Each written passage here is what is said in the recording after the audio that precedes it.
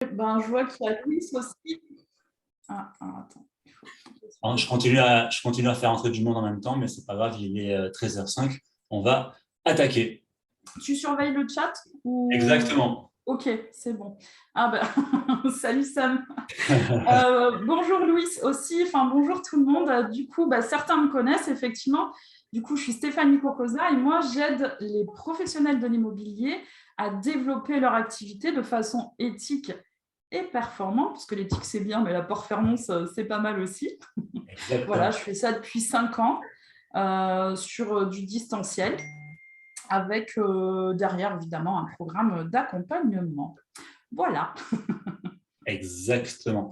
Et aujourd'hui, on a décidé de vous parler des acheteurs. Pourquoi les acheteurs? Parce que c'est vrai que ces derniers temps, on a fait beaucoup de coaching et beaucoup d'émissions sur le vendeur, puisque on va pas se mentir, hein, les vendeurs, tout commence par un vendeur, le nerf de la guerre. C'est Euh, ça. mais bon, il ne faut pas tout de même délaisser l'acheteur, puisque finalement, c'est quand même lui au final qui achète. Et on s'aperçoit que voilà, en tant qu'entrepreneur, le temps, c'est de l'argent et un acheteur, la gestion des acheteurs peut se montrer particulièrement chronophage.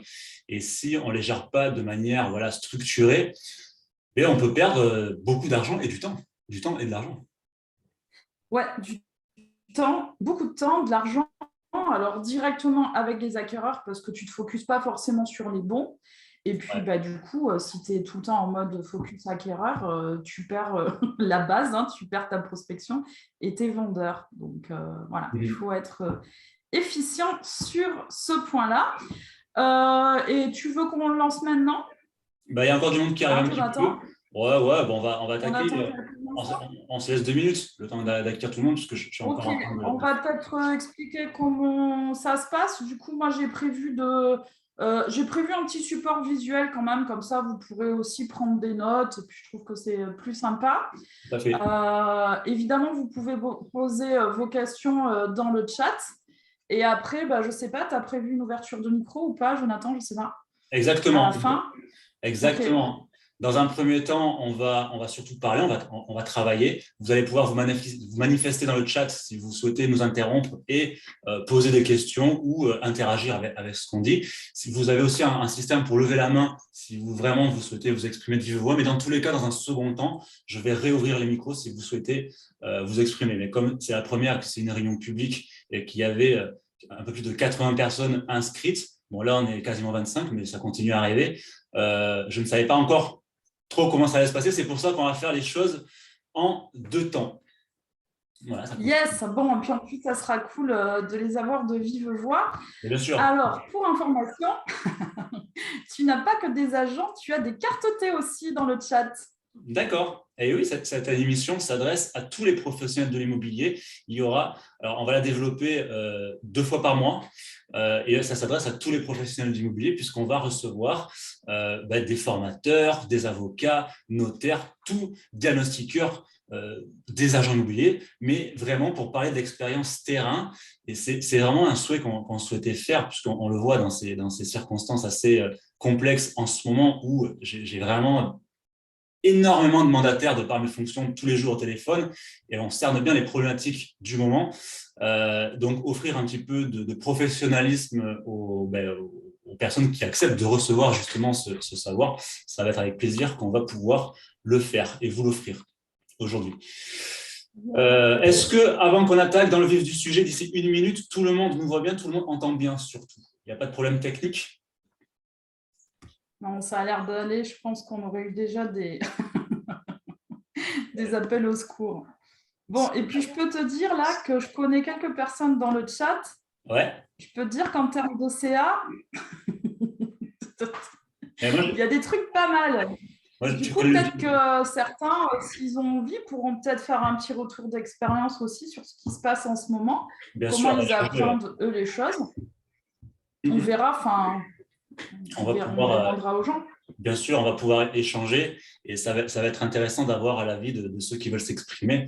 Et tu connais le dicton, moi je suis de ceux qui pensent que celui qui détient, entre guillemets, le savoir, détient le pouvoir. Et j'ai l'impression que plus les gens finalement font l'effort finalement de se documenter et de se former, c'est pas pour rien. Très souvent, c'est ceux qui font le plus de CR, hein, j'ai remarqué. parmi les personnes avec qui Oui, très souvent, et j'ai envie de dire, il n'y a pas ni d'âge, ni de, comment dire, d'ancienneté dans le métier.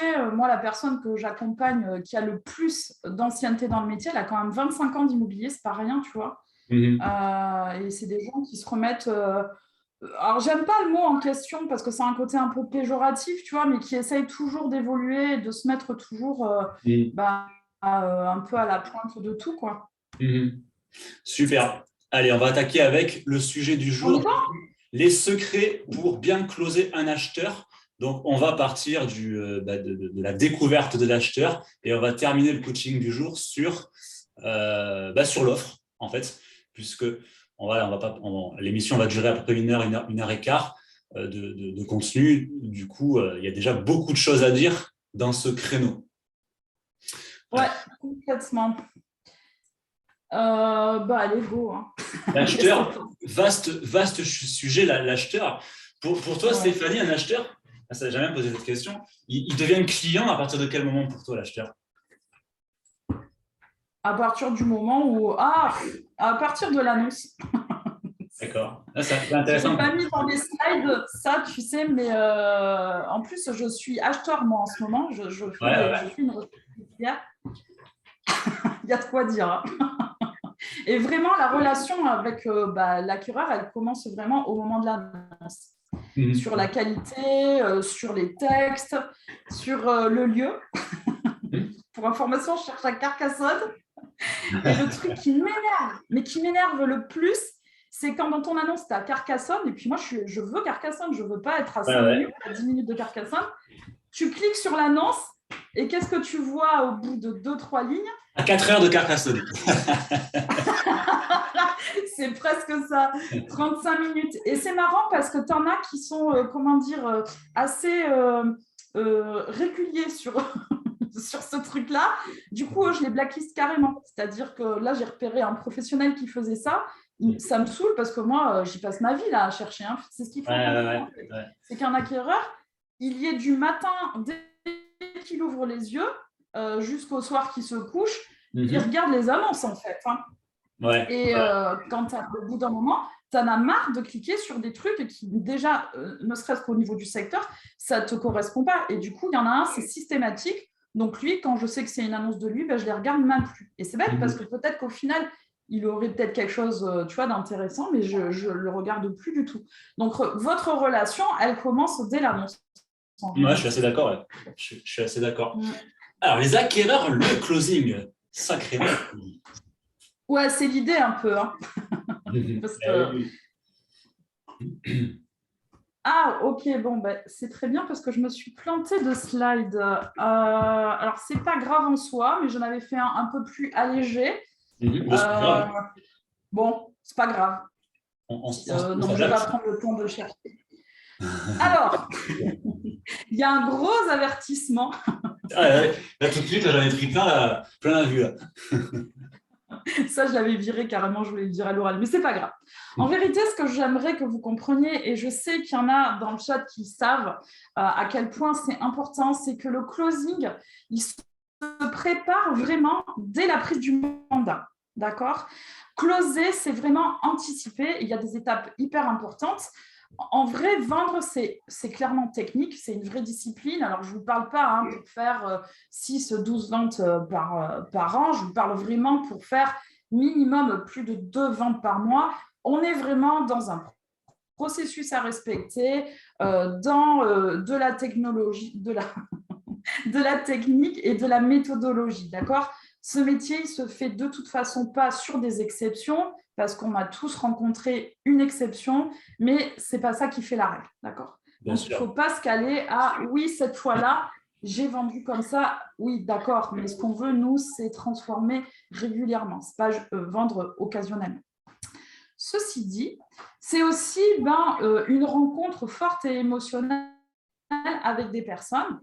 Et c'est là où il faut un peu contrebalancer les choses, puisque la technique, elle sera toujours pour vous, mais pas du tout pour le client. C'est-à-dire que le client, ça doit rester toujours une espèce de discussion, un vrai échange avec lui, mais il ne doit jamais se rendre compte que derrière, vous utilisez un certain processus ou des techniques de vente, tout simplement. Il faut que ça reste très naturel. Et c'est en ça la grosse différence qu'il y a avec l'immobilier des années, d'il y a 10 ans, tu vois, même 5 ans, c'est le discours commercial qu'on avait vraiment à l'ancienne. Et aujourd'hui, le discours un petit peu plus marketé où tu vas faire de la vente en réalité, ce que j'appelle moi en mode l'air de rien. C'est-à-dire que les gens, ils auront toujours ce sentiment que tu parles avec eux, ils n'auront jamais l'impression que tu leur vends quelque chose, alors qu'en fait, toi, derrière, tu utilises des techniques et tu utilises des leviers marketing, en fait. Alors, il y a des étapes importantes à respecter. La première étape, puisque je vous ai dit, c'est de l'anticipation, ça se prépare, c'est avoir un bon mandat. Alors, je suis un peu fâchée là, de ne pas avoir mon bon slide, mais bon, c'est pas grave, je me rappelle ce que j'y ai mis sur l'autre. Donc, un bon mandat, c'est quoi ? Idéalement, c'est avoir évidemment des biens cœur de cible. Alors, bon, je sais qu'il y en a plein qui savent ce que c'est, mais peut-être qu'il y en a là qui ne savent pas ce que c'est. C'est la demande du moment. Et d'ailleurs, le Covid a vraiment changé les cœurs de cible depuis 2 ans. Ah oui, qu'il soit évidemment au prix, qu'il soit avec un vendeur, parce que ça, on ne le dit jamais assez. Ce n'est pas parce qu'un bien est à la vente et sur le marché que le vendeur, lui, derrière, c'est un vrai vendeur. Du coup, derrière, pour lui faire passer, et en plus, généralement, ces personnes-là, elles sont toujours au-dessus du marché. Du coup, pour après les ramener à la raison, même avec une offre, c'est compliqué. D'accord ? Et justement, c'est ça que j'avais rajouté dans votre slide, avoir une estimation récente, vraiment récente de votre bien. Pourquoi ? Parce que c'est à vous, au moment où vous allez être avec votre acquéreur et qui va vous faire une offre, ça va être à vous de faire la balance et de savoir vers qui vous devez axer votre négociation. Est-ce que c'est sur le vendeur ? Est-ce que c'est sur l'acquéreur ? Ou est-ce que c'est sur les deux ? Parce qu'en réalité, si vous avez un bien, imaginons que vous avez estimé, j'en sais rien, 100 000 €, qui est mis à la vente à 110 000, il est normal, là, d'accepter une offre, d'accord ? Mais d'accepter une offre, voilà, idéalement à 100 000 €, puisque, en fait, le bien est au-dessus du marché, donc c'est normal que ce soit au vendeur, on met la pression sur le vendeur. Enfin, la pression, pas la pression, juste la pression de la négociation, je parle. Ouais, si maintenant, votre bien est à 100 000 et qu'on vous fait une proposition à 90 000, normalement, alors juridiquement, vous devez l'accepter, mais commercialement, vous aurez quand même un discours qui expliquera que non, là, en fait, vous faites une offre en dessous du prix, que ce n'est pas normal. Et la pression commerciale, on va dire, la pression de la négociation, vous devrez la rediriger vers l'acquéreur. Donc ça, et là, vraiment, je regrette. Ce que je ferai, Jonathan, je te passerai le slide que j'ai modifié pour qu'ils aient les bons éléments dessus. Oui, pas de problème. Donc, en fonction de la cohérence du prix, si j'ai bien compris, tu répercutes le poids finalement un petit peu de la négociation pour être finalement toujours dans le sens du respect des prix du marché et de respecter le juste prix. On en revient à ça, en fait. Oui, le juste prix. Et puis même, en vérité, on travaille pour les deux personnes. La loi Houlier, c'est on ne doit pas se mettre en faveur ou en défaveur de l'un ou de l'autre. D'accord ? Notre rôle, c'est vraiment de rendre les choses équitables. Et du coup, tout commence par là. Tout commence par une bonne estimation que vous avez remis à jour. Une estimation qui a plus de 3 mois, particulièrement en ce moment, ça ne vaut plus rien. Il faut toujours la réactualiser, qu'elle est, 1 mois grand maximum. Okay. On en revient au code déontologie, finalement, de la loi Allure. Oui, complètement. Et en fait, après, ça peut être sur les deux qu'il faudra actionner les leviers de la négociation. Ensuite, il vous faut clairement un dossier de vente complet. Il n'est pas question que votre acquéreur se positionne avant qu'il ait toutes les informations. Parce que sinon, derrière, les ventes, vous sortez les rames, vous perdez la confiance des acquéreurs et souvent, ça peut capoter derrière. Donc, ce n'est vraiment pas l'idée. Carrément. Ça, c'est d'un point de vue commercial, mais on en revient aussi au juridique, c'est qu'on a un devoir d'information aussi. Et du coup, on a un devoir d'information. Et on prend la responsabilité de l'information qu'on donne en plus. Donc, on a une obligation de moyens en tant que mandataire et un devoir d'information, et notre responsabilité civile peut être mise en jeu s'il y avait un préjudice par un oubli, par exemple, et voire pire encore, une manière dolosive. C'est rare, mais ça peut arriver. Tout à fait. Alors, pas de visite sans qualification, parce que tout simplement, derrière, vous ne pourrez pas trop closer. Hein. Donc, l'idée, c'est aussi d'épargner votre temps. Et faire 20 visites sur un bien, déjà, ça veut dire qu'il y a un problème et potentiellement que, alors, soit que le bien est pas bien positionné, qu'il attire trop les gens, mais qu'en vrai, il y a un défaut et du coup, vous aurez des visites. Mais il n'y aura pas... Enfin, vous aurez plein de gens qui diront voilà, ça ne m'intéresse pas. Mais l'idée, ce n'est pas de passer votre temps à aller faire le taxi et emmener les acquéreurs à droite à gauche. Et ça, c'est marrant parce qu'on s'est vite débriefé avec Jonathan hier pour préparer vite fait l'émission. On a fait le même constat tous les deux. Et notre réflexion, c'était de dire, nous, en fait, on ne sortait pas. Ah oui. Mais vraiment, moi, je sortais quasiment jamais. Ah ben alors là, ça va être intéressant de débattre sur ça et on va pouvoir faire interagir peut-être avec l'audience justement pour savoir comment font, mais ça va être intéressant de savoir si les gens classent les acheteurs et si effectivement, éventuellement, ils envoient un dossier avant de sortir. Enfin, là, c'est très intéressant parce que je ne sais pas si tu es d'accord avec moi, mais c'est à ce moment-là que presque, bon, après, il y a toujours la visite, mais tu le sais presque si ça va matcher à ce moment-là, en réalité, avec une bonne découverte acheteur. Ah oui, tu le sais avant de partir. La visite, c'est la confirmation. Mais vraiment, moi, à l'époque, vous savez, hein, j'ai fait jusqu'à 5 ventes mensuelles et mon boss, le propriétaire de l'agence, parce que moi, j'étais directrice de l'agence, ça le rendait fou, malgré ce que je faisais, hein, parce que je faisais minimum 2-3 ventes par mois. Oh, pareil, facile. Et à chaque fois, il venait me voir quand il y avait un acquéreur qui repartait de l'agence. Il me disait, mais Stéphanie, si vous sortiez plus, vous vendriez plus. Moi, j'étais mort de rire. Je lui disais, non, c'est justement parce que je ne sors pas beaucoup que je vends. Par contre, quand je sors, pas pour rien. Exactement. Voilà. Donc, en fait, vous avez tous, ou sauf ceux qui vraiment arrivent dans le métier, là, je ne sais pas s'il y en a dans le chat. D'ailleurs, ça serait bien qu'on sache un petit peu à qui on a affaire pour adapter un petit peu ce qu'on dit. Est-ce qu'il y a des débutants vraiment ou est-ce qu'il y a des gens qui ont, j'en connais là, qui ont plus de 12 ans de métier d'ailleurs dans le chat. Ce que je vous propose, c'est de mettre un petit code. Vous mettez à la limite, ou débutante comme Audrey par exemple, vous mettez débutant confirmé et on va dire expert. Ouais, voilà, comme ça, moi, ça me permet de... Parce que, imaginons, il n'y a pas de débutant, je n'ai pas besoin de préciser certaines choses. Voilà. Donc, en fait, l'idée, c'est de partir vraiment avec un acquéreur chaud. Donc, ça, c'est un terme du jargon, mais un acquéreur chaud, ça veut dire quoi? Ça veut dire un acquéreur qui est réellement prêt à acheter dès qu'il trouve. Mais un acquéreur prêt, ça veut dire quoi? Ça veut dire un acquéreur qui est prêt juridiquement. Ça veut dire, est-ce qu'il n'est pas en instance de divorce, par exemple?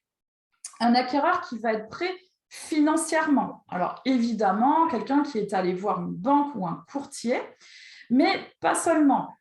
Ça peut être aussi, il y en a qui ont de l'apport, et est-ce que leur apport, il est disponible immédiatement? Ou alors, est-ce qu'il est bloqué quelque part et qui va, imaginons, il se débloque qu'en septembre 2022. Bon, là, c'est mort, la personne, elle n'achètera pas, d'accord? Elle ne peut pas acheter. Et aussi qu'il soit prêt psychologiquement. Donc ça va être plutôt un acquéreur qui n'est pas en début de recherche, clairement, qui a déjà fait un petit peu le tour, puisque vous savez très bien, hein, moi, je peux prendre en exemple, moi, à la base, là, il y a un mois, j'étais plutôt en mode je recherche un terrain pour faire construire. Et là, je suis plutôt en mode ancien à retaper, tu vois. Voilà, les critères, ils peuvent complètement évoluer parce qu'on a tous nos rêves, nos envies, notre truc idéal, et puis après, on est confronté à la réalité. Moi, par exemple, c'est le délai de construction que je trouve vraiment trop long. Je suis pressée, toujours, je suis quelqu'un… voilà. Quand on va acheter, on est toujours pressé. Ouais, voilà, tu vois. Et puis là, j'ai envie de changer, pas que je sois mal, mais j'ai quitté Bordeaux, ma maison est passée chez le notaire hier soir. Voilà, là, je suis en location, je trouve que je paye un peu trop cher. Et puis là, il y a des nouveaux voisins, nouveaux locataires qui sont arrivés. Jusque-là, c'était vide, là, les apparts qu'il y avait à côté de ma petite maison. Et là, maintenant, on se retrouve à 1, 2, 3, 4 avec moi, où on donne tous sur un petit espace de 100 mètres carrés. Bon, là, moi, tu vois, je commence à avoir cette pression du voisinage qui commence à me fatiguer. Je veux prendre la poudre d'escampette, tu vois. Donc, je suis obligée de revoir ma position par rapport à mon rêve idéal. Ouais. Alors, pour répondre à la question qui a été posée, il y a quand même une majorité d'expérimentés, puisqu'il y en a, j'ai vu 3 débutants pour environ 7 ou 8 confirmés. Il y en a même qui ne comptent plus les années. Quand on aime, on ne compte pas. Je suis entièrement d'accord, Sylvie. Yes. Moi, j'ai une question intéressante moi, j'utilisais la technique du rappel. C'est-à-dire que déjà, quand j'avais un numéro que je ne connaissais pas, je ne décrochais pas. Parce que ça pouvait… Alors, très souvent, c'est un acheteur, un numéro que tu ne connais pas, parce que les numéros des vendeurs, souvent, on les enregistre, ou les partenaires. Et du coup, en fait, au moment où l'acheteur il appelle, toi, tu n'es peut-être pas prête à faire une bonne découverte, tu es peut-être dans la voiture. Alors, est-ce que tu préconises la technique du rappel ou est-ce que tu préconises oui, allô, oui, bonjour, je suis acheteur, j'ai visité un bien, j'aimerais visiter ce bien-là, on visite quand mardi à 14h ou mercredi à 10h, tu vois, et on fait le rendez-vous. Tu vois ce que je veux dire? Tout à fait. Alors en fait, si tu es dans une optique et qu'on reste dans cet état d'esprit qu'une bonne vente, elle s'anticipe, effectivement, au moment où l'acquéreur t'appelle, il faut que tu sois dans de bonnes conditions. Alors après, je dis ça, mais moi j'ai une politique de mandat exclusif, donc je vais le préciser pour ceux qui ne connaissent pas. À chaque fois que je prononce le mot mandat, en vérité, c'est toujours un mandat exclusif derrière. Alors c'est vrai, je sais qu'il y en a qui vont me dire, oui, mais ça c'est possible que quand tu es en exclu, parce que si tu es en mandat simple, effectivement, l'acquéreur, lui, s'il a vu l'annonce, parce que moi je les vois sur le Bon Coin là, ou sur les sites, je vois bien qu'il y a des biens qui sont chez 2-3 professionnels à des prix évidemment différents. Donc on en appelle un, si ça ne répond pas, tu es pressé, tu veux ta visite, tu veux voir ce que c'est, tu n'en peux plus, tu vois, ça fait des jours que tu cherches, et bien tu appelles le suivant. Tu vois, je pense que beaucoup de gens font ça, effectivement. Mais il faut quand même être dans de bonnes conditions. Et la technique du rappel, effectivement, c'est une très bonne technique. Et c'est mieux de pouvoir… Parce que tu vas pouvoir te mettre en situation, justement, de découverte. D'accord ? Exactement. Donc, on va juste finir sur ce point-là. En vérité, pour savoir si votre acquéreur est chaud, en fait, il doit répondre oui à la question. Si vous lui dites, ben voilà, imaginez, on fait notre visite et on trouve vraiment quelque chose qui vous convient parfaitement. Est-ce qu'aujourd'hui, vous seriez prêt à acheter? Et là, le gars, il va vous dire, oui, ou non, mais non, parce qu'en fait, je n'ai pas vendu ma maison. Lui c'est sûr que c'est… Je le sens pas. C'est sûr que… Par contre, si je vais sortir, mais peut-être pour aller faire un mandat. Voilà, c'est ça. Il veut bien dans le coin. Et ça, c'est pas rien parce qu'en vérité, aujourd'hui, il y a à peu près… Bon, les primo-accédants, là, ils sont plus trop sur le marché, là, parce qu'on est arrivé à des prix quand même très, très élevés, là, et on commence à quasi plus les voir sur les acquisitions. Et on a à peu près 60% d'acquéreurs qui sont des vendeurs derrière. Et il y en a 30% qui ne peuvent pas acheter sans avoir vendu leur bien. D'accord. Et par exemple, du coup, là, aujourd'hui, je suis en phase acquéreur, mais il y a quelques mois, j'étais en phase vendeur parce que j'ai vendu ma maison à Blaye. Je ne me rappelais plus à quel point les gens, ils étaient complètement déconnectés des enjeux et de la réalité. Et c'est vrai que j'ai eu des gens qui voulaient visiter, qui voulaient se positionner alors qu'ils n'avaient pas vendu leur bien et qui ne voulaient pas faire de pré-relais. Donc, moi, je leur dis, vous êtes gentil, mais moi, c'est non. Donc, il passe d'abord par la banque. Tu vois, il y en a beaucoup de gens comme ça. Pour moi, il n'est pas acheteur à ce niveau-là. Et clairement, il n'est pas acheteur, mais eux, ils se sentent acquéreurs. Ouais. Donc, c'est vraiment à nous, à avoir ce rôle-là parce que, en fait, le vendeur, il vous a demandé, et c'est ce que vous lui avez promis, de lui emmener des acquéreurs sérieux, qualifiés. Donc, n'allez pas lui ramener un acquéreur où derrière, vous allez faire une vente entre guillemets longue avec le truc qu'il faut qu'il ait vendu son bien à lui. Ça, c'est hors de question. Une vente longue, c'est le vendeur qui la propose, mais en aucun cas l'acquéreur. La responsabilité de l'acquéreur ne doit pas être transférée sur le vendeur. D'accord ? Donc, pour la découverte, eh bien, c'est très, très important de connaître en fait les besoins de l'acquéreur. Donc, il y a des besoins qui sont absolument indispensables et en même temps, il y a des choses qui vont être complètement rédhibitoires pour lui. Ça peut être des secteurs géographiques qui sont complètement rédhibitoires.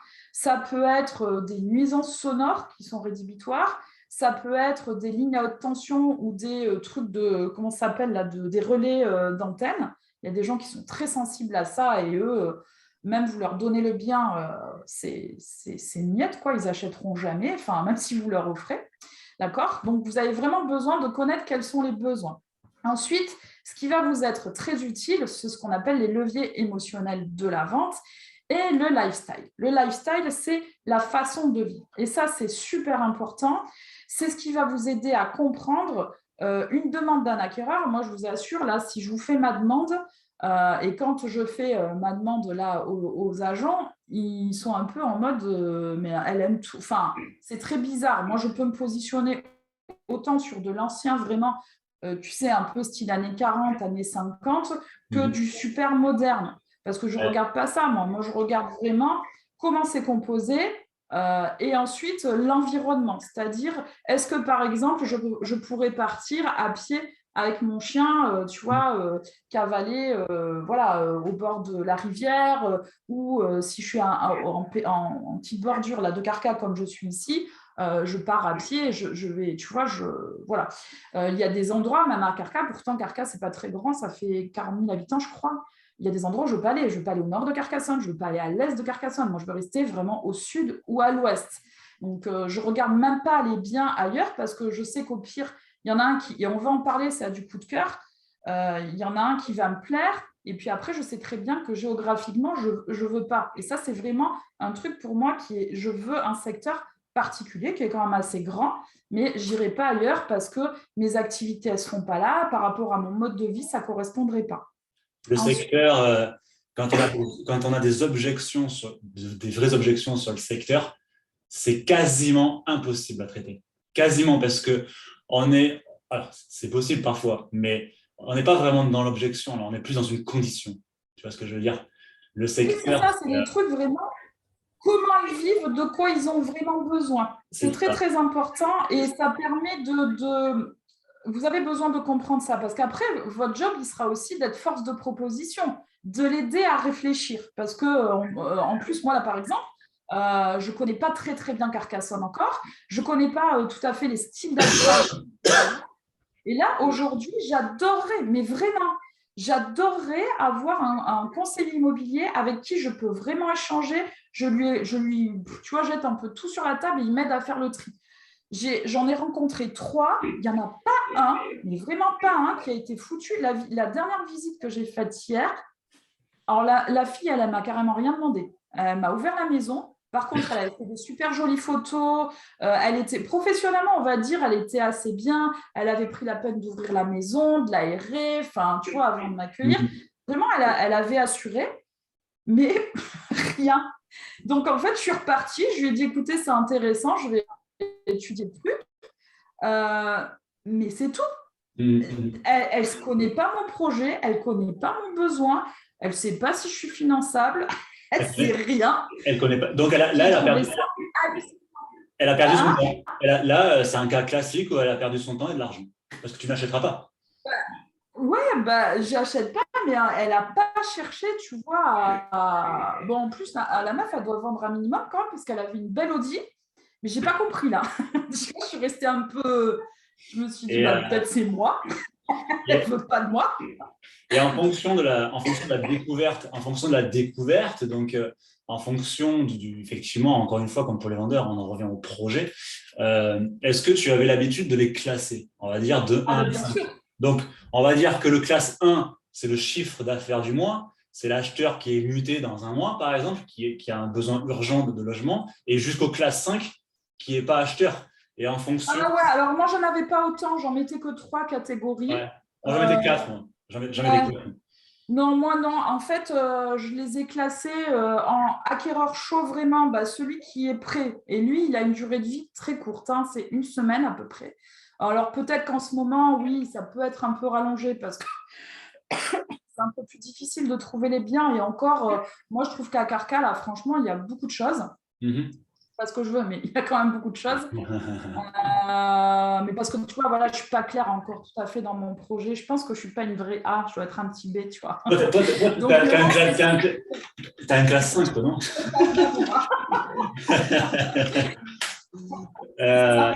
Donc, le A, c'est le fameux, c'est celui qui va répondre à la question oui. Est-ce que si on voit un truc, est-ce que vous êtes capable, enfin, ça vous plaît évidemment, hein, est-ce que vous êtes capable de vous positionner? C'est celui qui vous dit oui, qu'il a pas, il a vu suffisamment de choses pour être capable de se positionner.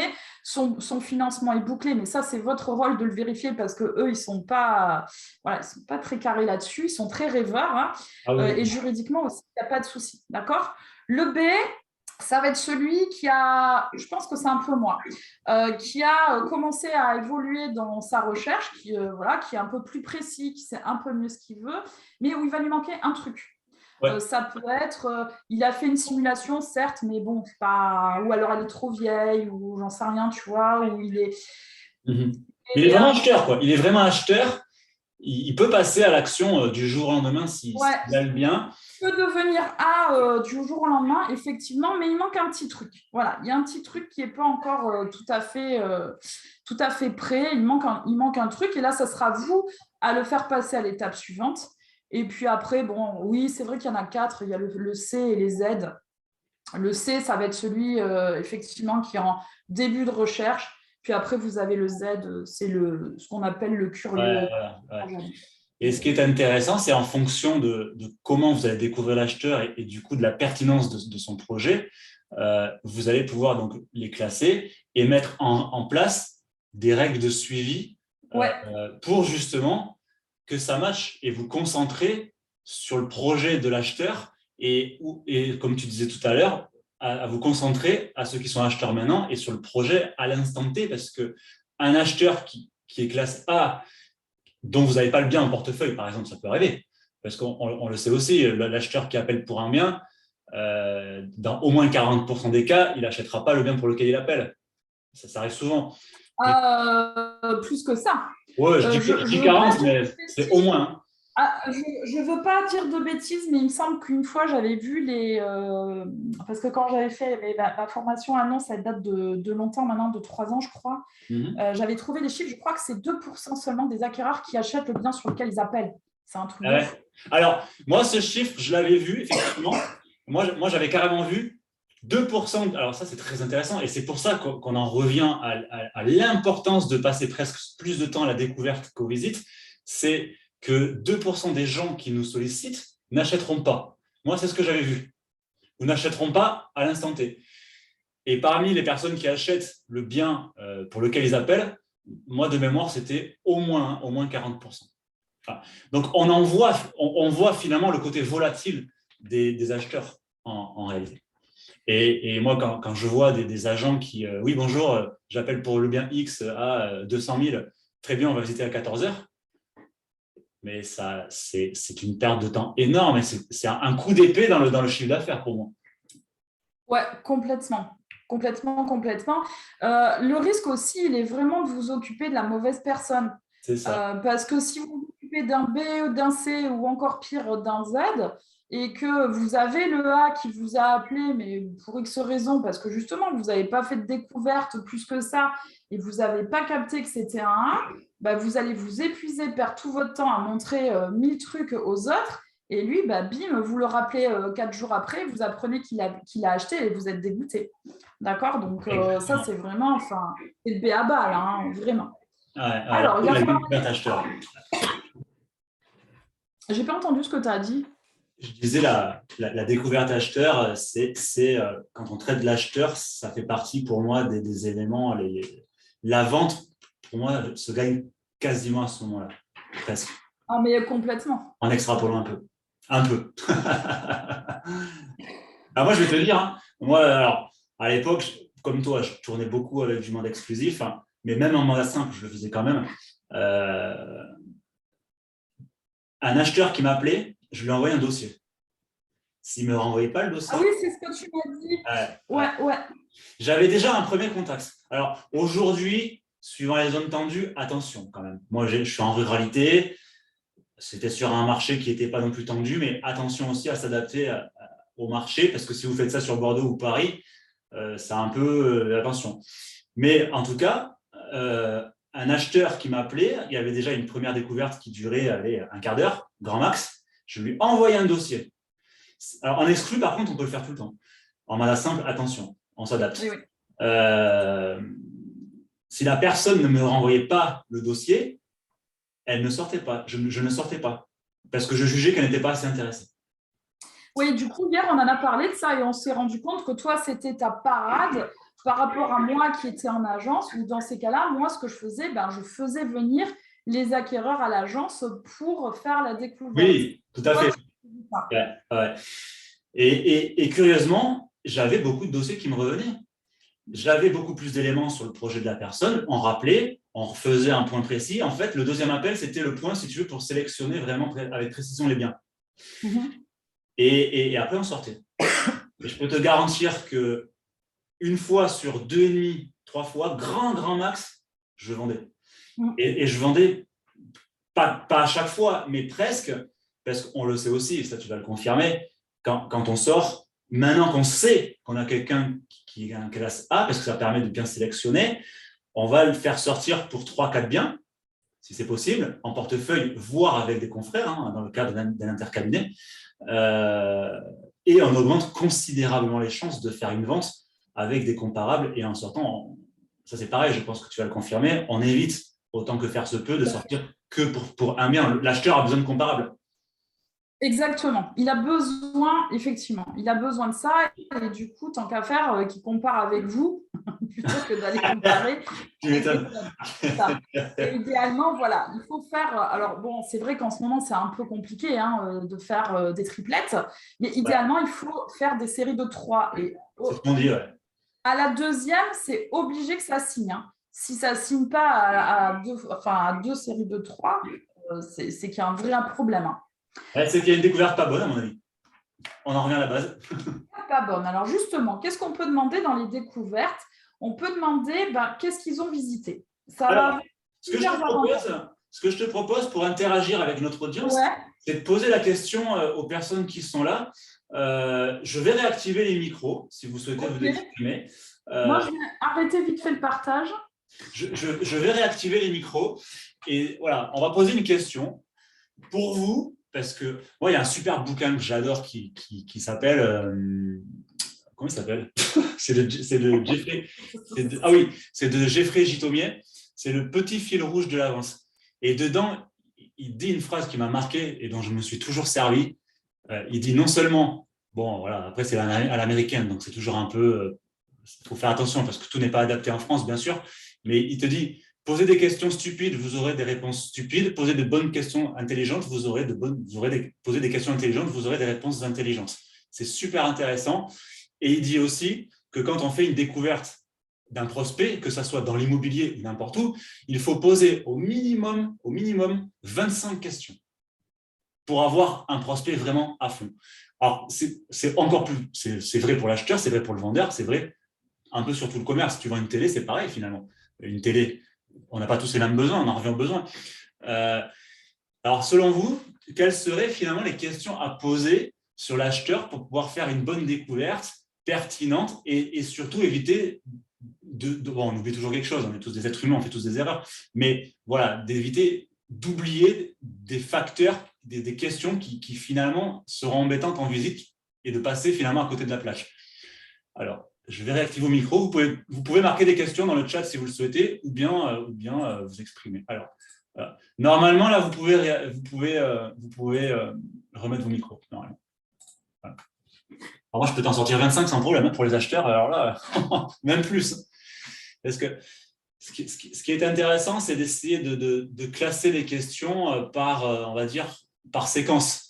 Le projet avant, le projet présent et le projet futur pour essayer d'avoir, pour cerner l'ensemble des besoins en fait du prospect, savoir qui il est avant, maintenant et après, quoi. Tout à fait. D'ailleurs, j'ai une fiche découverte pour montrer un petit peu qu'est-ce qu'on peut, parce que là j'ai fait un petit récap sur les questions à poser, mais une vraie fiche découverte, tu vois, pour et à Chantal, c'est très très important de connaître leur historique.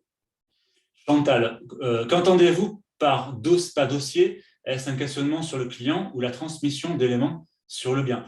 Là, c'est focalisé sur l'acheteur. J'ai envoyé un dossier qui faisait 3 pages quand même, hein, ou 2, je ne sais plus, 2 pages, sur tout le prospect, tout.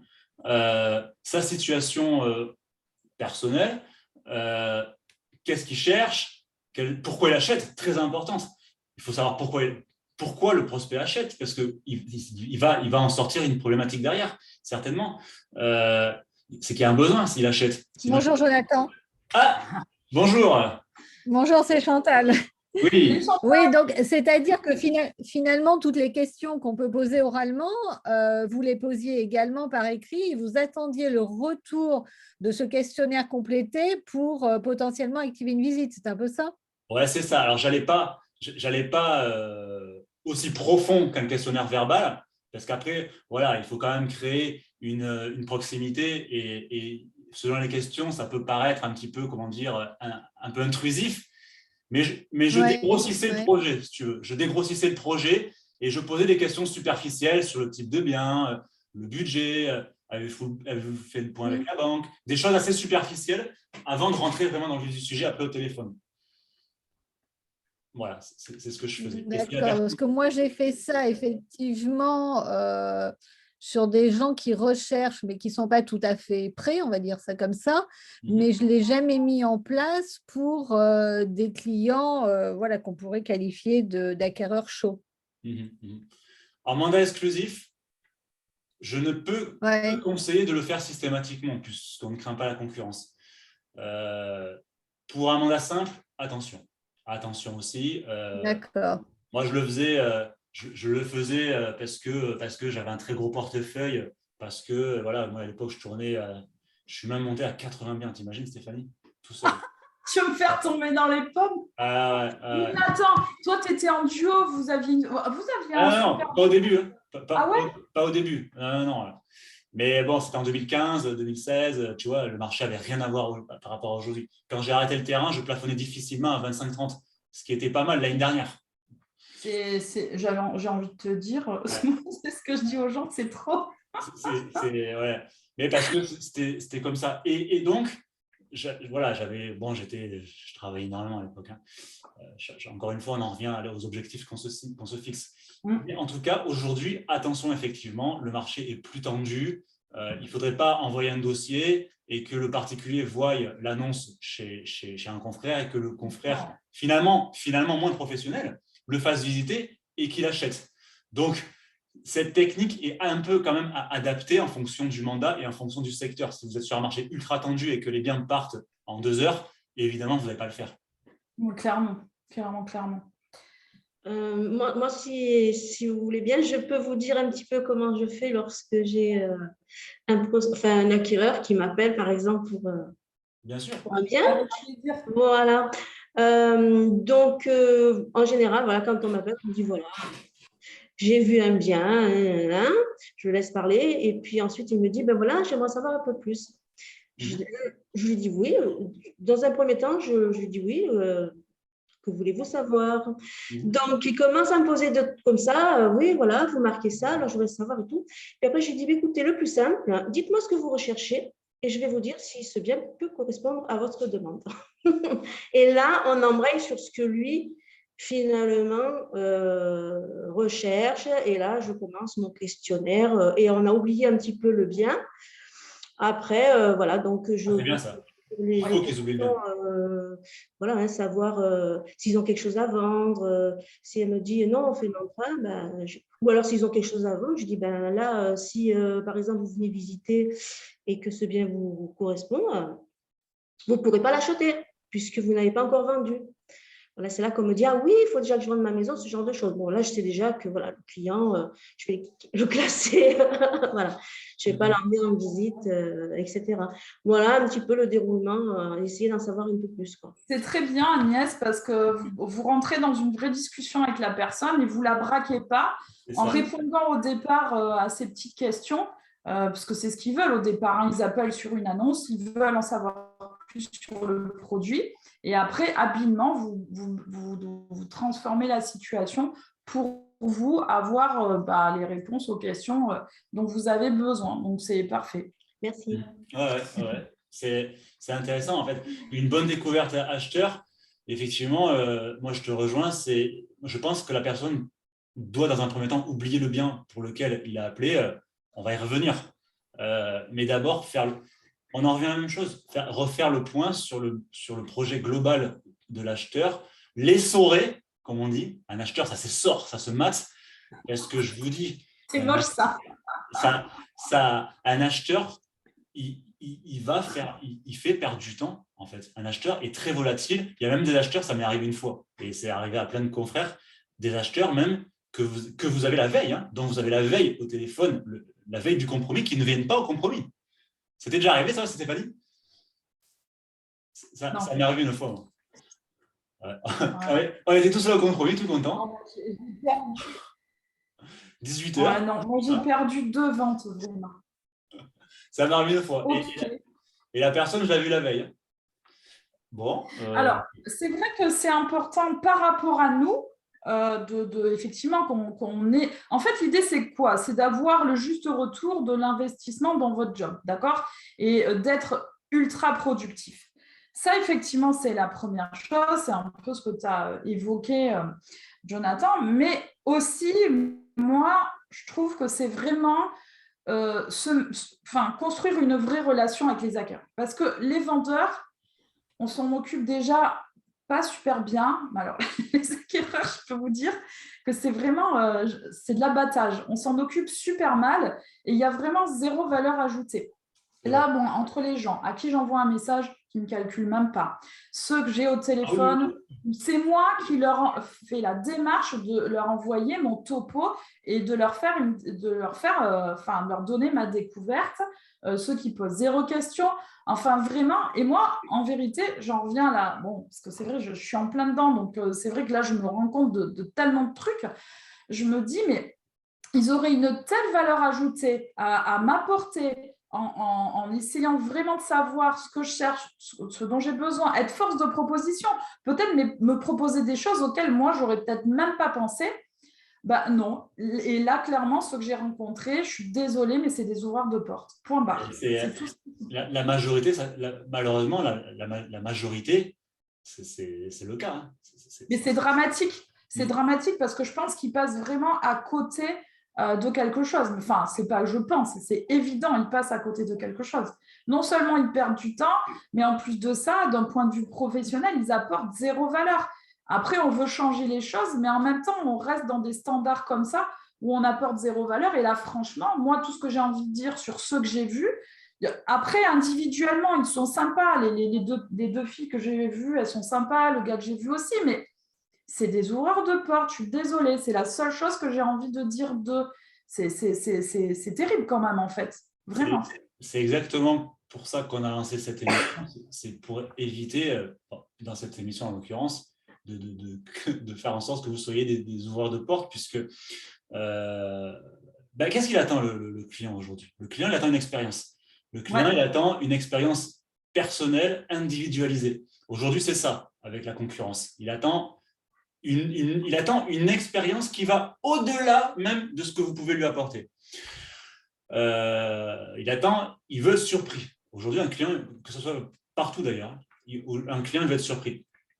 Et qu'est-ce qu'il fait un client quand il est agréablement surpris ou qu'une relation se passe très bien et qu'il y a une vraie histoire? Il prescrit. Il fait des prescriptions. il nous recommande. Je suis sûr, Stéphanie, que toi, tu as été, ça m'est arrivé aussi plein de fois, que tu as déjà été recommandé par des vendeurs ou des acheteurs d'ailleurs, surtout les vendeurs, pour des biens que tu avais en portefeuille et que tu n'as pas vendus. Ah, c'est pas moi qui ai vendu, mais c'est moi que vous recommandez, ou toi. C'est que, Tout à fait. alors après, il y a un facteur chance, bien sûr, qu'on ne peut pas maîtriser. Il y a des facteurs qu'on ne maîtrise pas. Oui, mais c'est ce que je disais tout à l'heure. Tu ne peux pas te baser sur des exceptions. Mais par contre, quand tu as ce signal-là, et c'est ce que je dis très souvent, quand tu as vraiment des gens qui n'ont pas acheté ou vendu avec toi, mais qui parlent de toi, tu sais que là, ton expérience client, elle a été dingue. Et c'est plus important. Hein. C'est plus important quand on parle de toi, parce que ça veut dire que la personne, elle ne parlera pas de toi qu'une seule fois. Par contre, la vente, c'est qu'une fois. Donc, tu vois, pour moi, la balance, elle est tout de suite faite en vérité. C'est ça. Alors, du coup, pour en revenir à notre questionnement, je peux repartager, en fait. Ouais. Alors, qu'est-ce qu'on pourrait… Alors, on ne va pas toutes les poser parce que sinon, on y est jusqu'à demain. Mais, allez, si on faisait le quiz des 15 questions les plus pertinentes à poser à un acheteur pour bien le verrouiller et comprendre son projet, qu'est-ce qu'on pourrait poser comme question? Est-ce qu'il y en a dans la salle qui souhaitent s'exprimer justement sur cette question?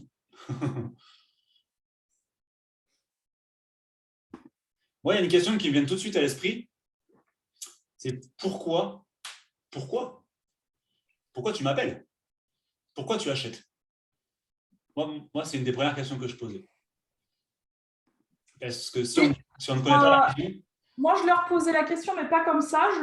Et d'ailleurs, aux vendeurs aussi, c'est une des premières questions que je posais. Ah oui, c'est pareil. Qu'attendez-vous de moi? Clairement. C'est une très bonne question aussi, ouais. Au moins, ça pose les choses. Tu ne vas pas tergiverser. Tu vas t'apercevoir en plus qu'ils ont des attentes super simples. Et au moins, tu vas vraiment coller à ce dont ils ont besoin. D'accord?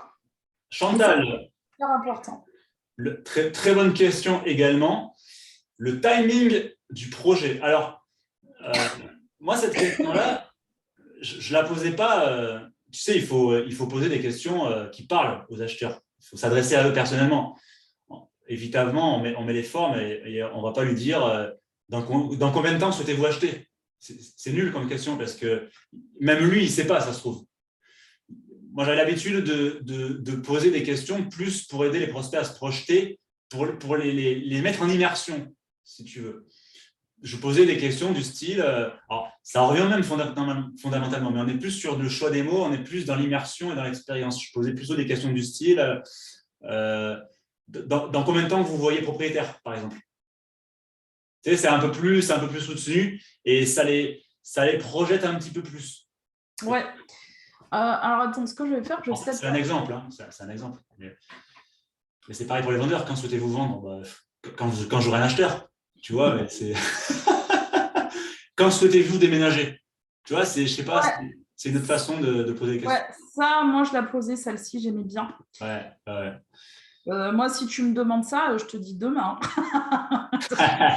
Demain, moi. Moi, si tu as une solution pour que je parte dès demain de là où je suis… Il n'y a pas quelqu'un sur Carcassonne, là, dans la salle, pour te trouver un bien, justement? Ça serait cool. C'est rigolo, ça. Ouais. J'ai une petite question. Oui, Chantal. Quand on fait une visite, par exemple, ça m'est arrivé hier, c'est un client avec qui je suis en contact depuis juillet de l'année dernière. Voilà, donc hier, je leur ai fait visiter une maison donc au couple qui correspond en tout point à ce qu'ils recherchent. Donc potentiellement, voilà, je me dis que ça peut marcher. Donc bien entendu, ils sont repartis me disant on va réfléchir.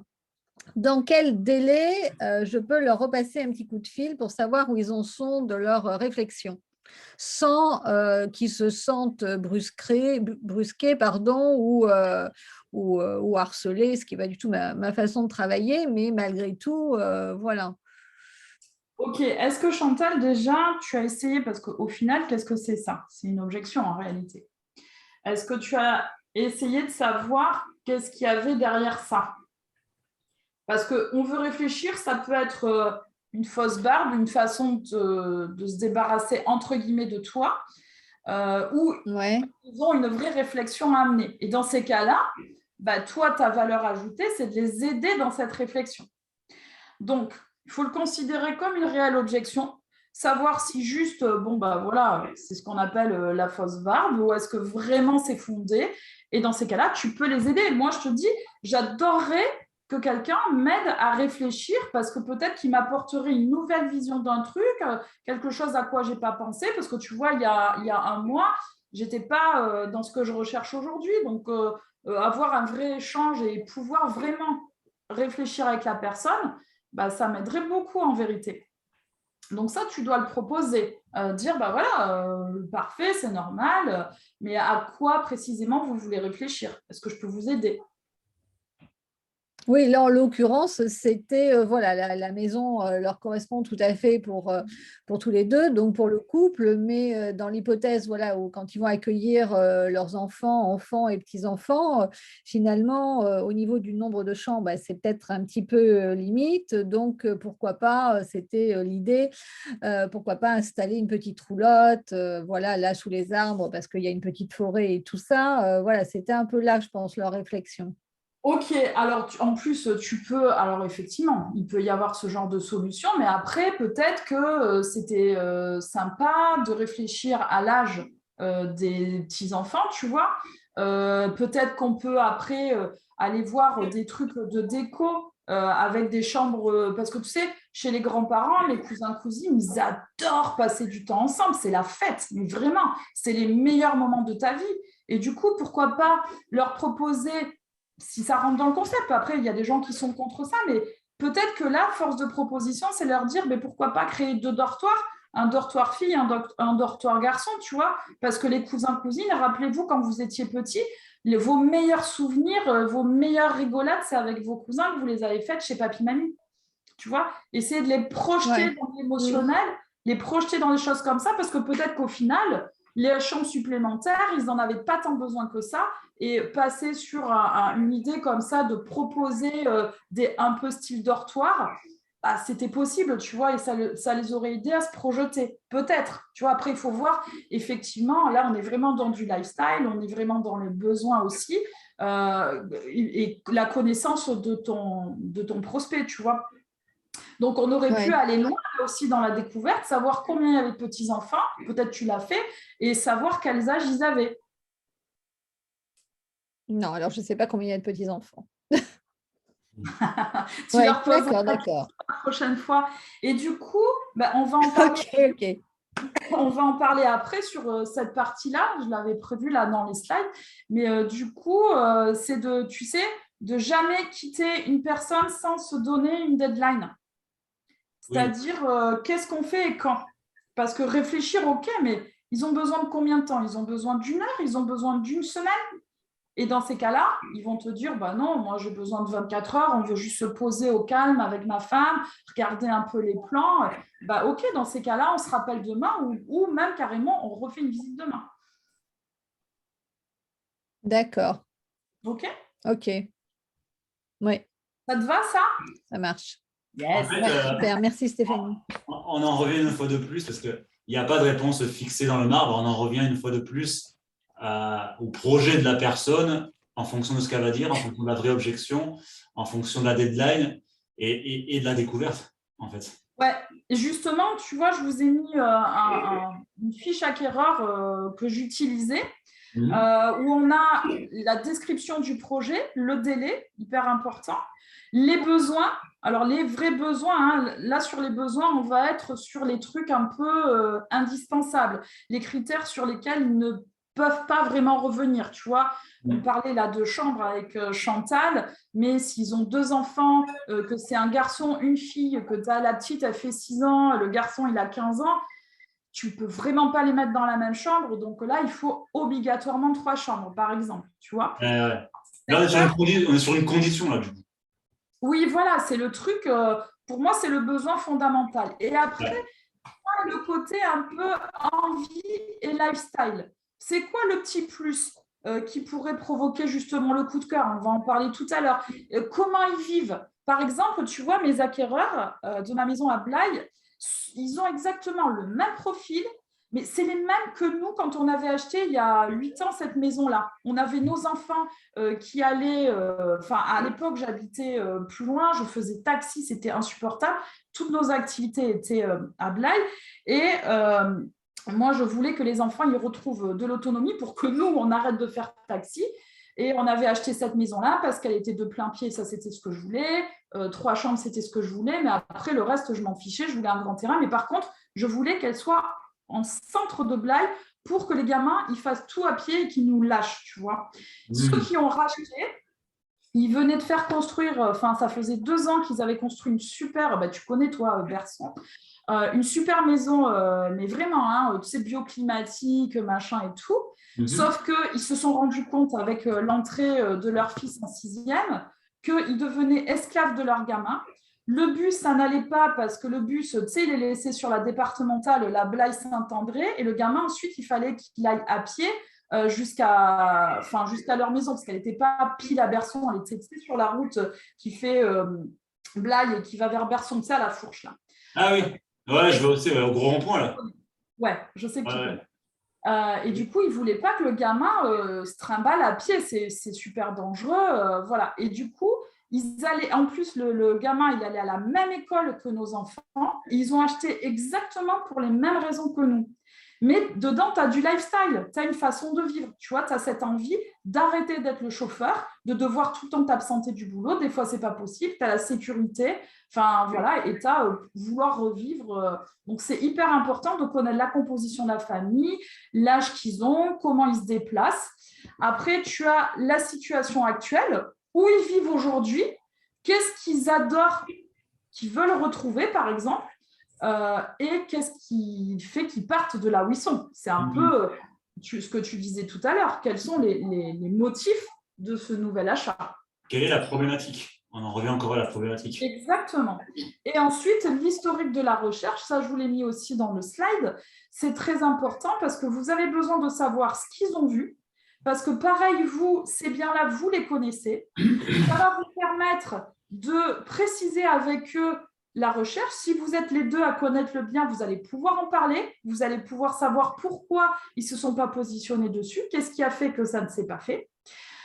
En plus de ça, ça va vous donner des petites infos sur des nouveaux biens à la vente, et ça, ce n'est pas négligeable. Mais voilà, ça va vous aider à mieux comprendre votre prospect, mieux comprendre sa recherche, mettre des mots précis sur les choses, parce que par exemple, la notion de travaux, elle n'a pas du tout la même valeur.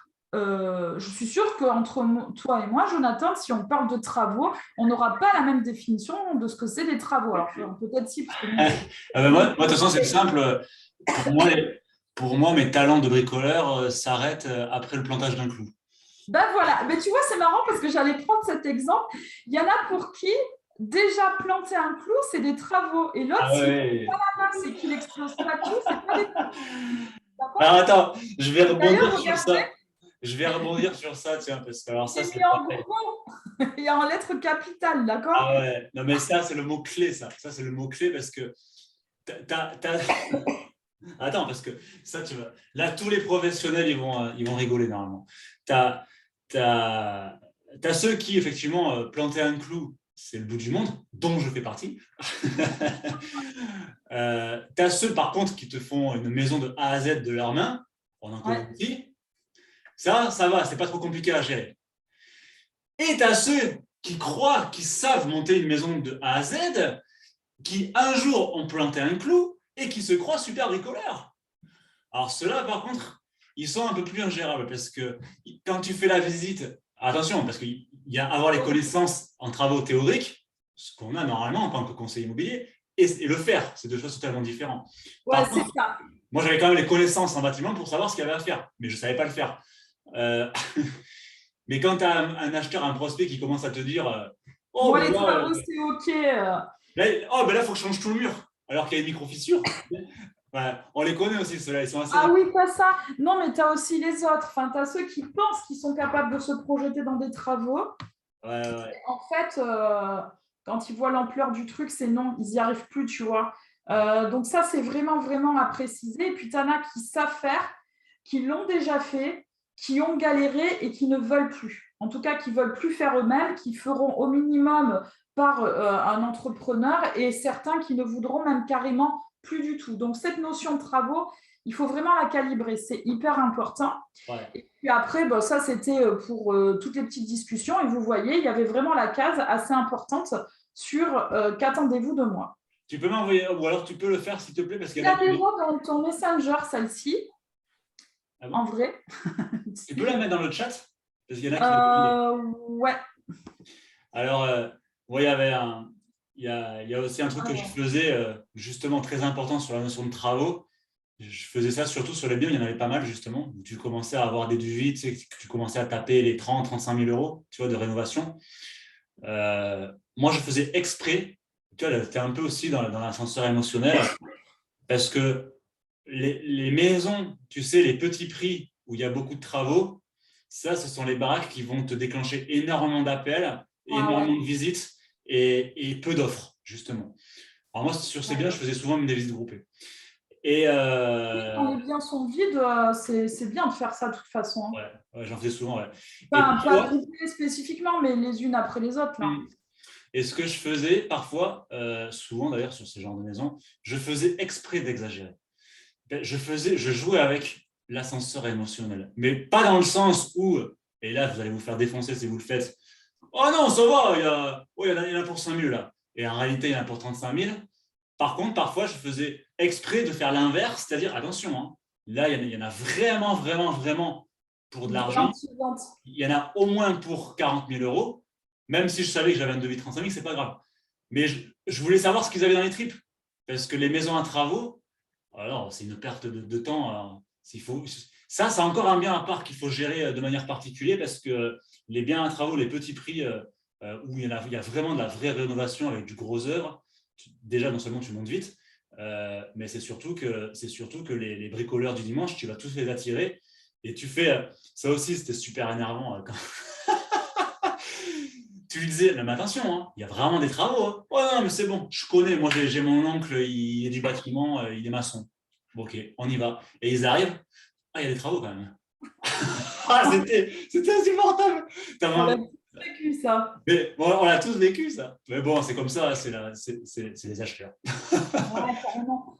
J'ai mis l'affiche là dans le chat.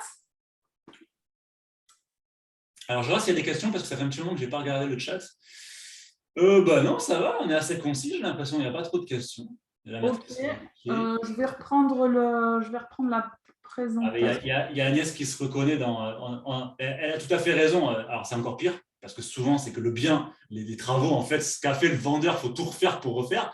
C'est les vendeurs, les super bricoleurs, qui ont fait n'importe quoi. Et en fait, ça coûte plus cher de tout refaire, en fait, de ce qu'ils ont fait. Ouais. Ça, j'en ai vu quelques-unes. Hein, chez nous, sur le Nord-Gironde, il y en a plein. Alors, moi, ce qui m'énerve, c'est que quand le pro, il dit ça, voilà, dans les annonces, ils disent comment il avait tourné ça. Il avait dit, oui, rénové récemment. Quand tu regardes les photos, tu es là, ok, les peintures, elles sont jolies, elles sont modernes, mais le carrelage, c'est quand même encore le carrelage des années 80. Donc, pour moi, ça le fait pas. Et tu sais quoi? Après, on va passer au slide. Il y a une des visites que j'ai faites là. C'était une chouette maison. J'ai eu le coup de cœur dessus, mais en vrai, elle était trop bruyante et du coup, ça n'a pas fonctionné. Mais on va en parler justement du coup de cœur. Et elle me dit, l'électricité, c'est bon. En plus, il y avait une prise, tu sais, un peu pas top, hein, un peu style pareil, années des 80. Elle met un petit coup de pied dedans, elle fait, puis regardez, l'électricité, ça va. Ça va. Regardez les interrupteurs. Tu sais quoi, les interrupteurs, c'était ceux de ma grand-mère. Tu sais que tu dévisses le petit truc blanc. Avec le fusible, tu sais. Non, mais une autre blague, je te jure. Tu es là, tu as envie de lui dire, mais il ne faut surtout pas faire ça. Tu sais, ils croient qu'ils font passer la pilule, mais en fait, tu as juste envie de lui dire, mais tu me prends pour une idiote, en fait. Donc, on en revient au professionnalisme. C'est ça, il vaut mieux faire ce que tu disais. À la limite, c'est presque de l'anti-vente, de grossir un peu le truc, parce que c'est la personne toute seule qui va dire « Mais non, il n'y en a pas pour autant. » Et c'est bon, ta vente, elle est faite derrière. Tu joues avec l'ascenseur émotionnel, tu ne les prends pas pour des idiots. Et les acheteurs, aujourd'hui, sont surinformés, donc ils ne sont pas idiots, c'est sûr. Donc, non, ne vous amusez surtout pas à passer la pommade quand il y a quelque chose alors, de grave, évidemment, mais même si ce n'est pas grave, il faut toujours dire la réalité, voire exagérer. Mais c'est comme ça avec tout. Tu prends une route passante, par exemple. La personne te dit au téléphone, je veux du calme. Mais du calme, je veux être dans les bois. Et que tu sais pertinemment que tu es à côté de la Nationale 10 ou de la D137 pour revenir chez nous. Tu sais que tu sors, non seulement tu vas perdre du temps, mais en plus, tu vas te faire jeter et tu prends le risque qu'arrivé devant la maison, la personne ne veuille même pas visiter. Mais tu sais que ça m'est arrivé, ça, quand j'étais à l'agence, là, il y a le propriétaire de l'agence a vendu l'agence, il a 4 associés. C'était 2 couples. Et eux, c'était, mais tu sais quoi, les requins de base.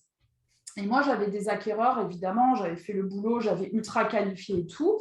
Et Sandrine, elle avait un bien qui semblait correspondre, mais que je n'avais pas encore vu. Et là, je m'en suis voulu parce que d'habitude, j'allais toujours voir avant les biens. Et là, je ne sais pas, c'était au tout début de la passation. Du coup, je ne savais pas encore à quel point ils étaient chapacants, tu vois. Ils étaient honnêtes. Du coup, j'ai décidé de lui faire confiance. Elle me dit, mais non, t'inquiète pas. Je lui dis, écoute, le client, il veut du calme, mais vraiment du calme. Elle me dit, t'inquiète pas et tout, tu vas voir. On y va. Mon Dieu. C'était à Salon de Provence, c'était, tu sais, sur la voie, enfin non, tu ne connais pas Salon, mais la voie qui faisait Avignon, la parallèle à l'autoroute. Ah, mais Avignon, j'ai vu qu'il y avait Louis dans le… Enfin, tu sais, la route qui faisait Avignon-Salon, hein, c'était à Salon, mais c'était sur cette truc-là. Donc, on entendait ça. Ben, le client, il est arrivé devant la porte, il a fait demi-tour. Sauf que moi, évidemment, j'étais super mal. Et j'ai perdu en crédibilité. Et eux, après, moi, j'ai posé madame, enfin non, c'est pas madame, je me suis fait licencier quelques temps après parce que je ne pouvais pas bosser avec eux, c'était pas possible. Mais vraiment, c'était ça toute la journée. Donc, non. Il faut dire les choses. Il faut dire les choses. Louis répond pas mon secteur. Comme c'était sur Avignon, je pensais que ça t'aurait parlé. Mais oui, non, il faut être carré avec ses prospects parce qu'ils sont aujourd'hui surinformés. On est dans le monde de l'information. Ils connaissent les prix aussi bien que nous. Tellement, bon, déjà, ils ont des comparables, mais il y a des outils pour… à force, moi, je le vois, tu vois, Carca, j'y suis que depuis le mois d'août. J'ai visité que 3 choses et je me suis réellement mis en action là, ce mois-ci. Mais quand même, par contre, je savais que j'allais racheter. Du coup, ça fait un petit moment que je regarde les annonces et quand même, tu arrives à te faire une vraie idée du marché. Maintenant, je sais tout de suite si le bien il est au prix ou pas, en fait. Oui, vraiment. Pas besoin de voir des dizaines de biens pour faire ça, en vrai. Ou alors, peut-être c'est parce que je suis issue du métier, j'en sais rien, mais je trouve que quand même, tu arrives à te faire très vite une notion, tu sens si c'est cher ou pas. Ils visitent, ils survisitent, ils ont des comparables. Ils ont des comparables sur la toile, en fait, sur Internet. Donc, ils ont affûté leur œil. Ils ont des outils pour comparer. Ils sont toute la journée sur le web, en vérité. Ils sont toute la journée sur le web. Donc, toute la journée à éplucher toutes les annonces. Donc, au bout d'un moment, tu le sais.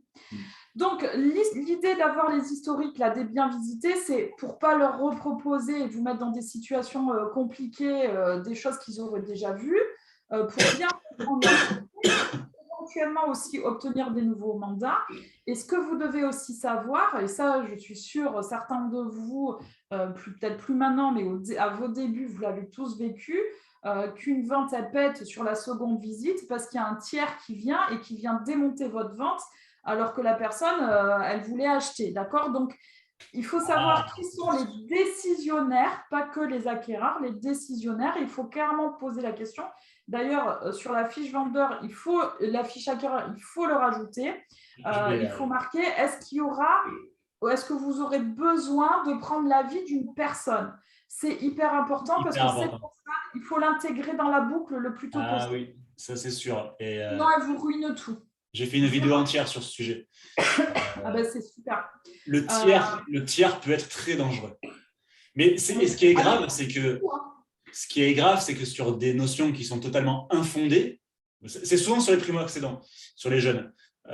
Les primo-accédants qui ont un véritable coup de cœur, la maison propre, aucun nuage à l'horizon, une vente tranquille, mais nickel. La contre-visite avec les parents ou le bricoleur du dimanche.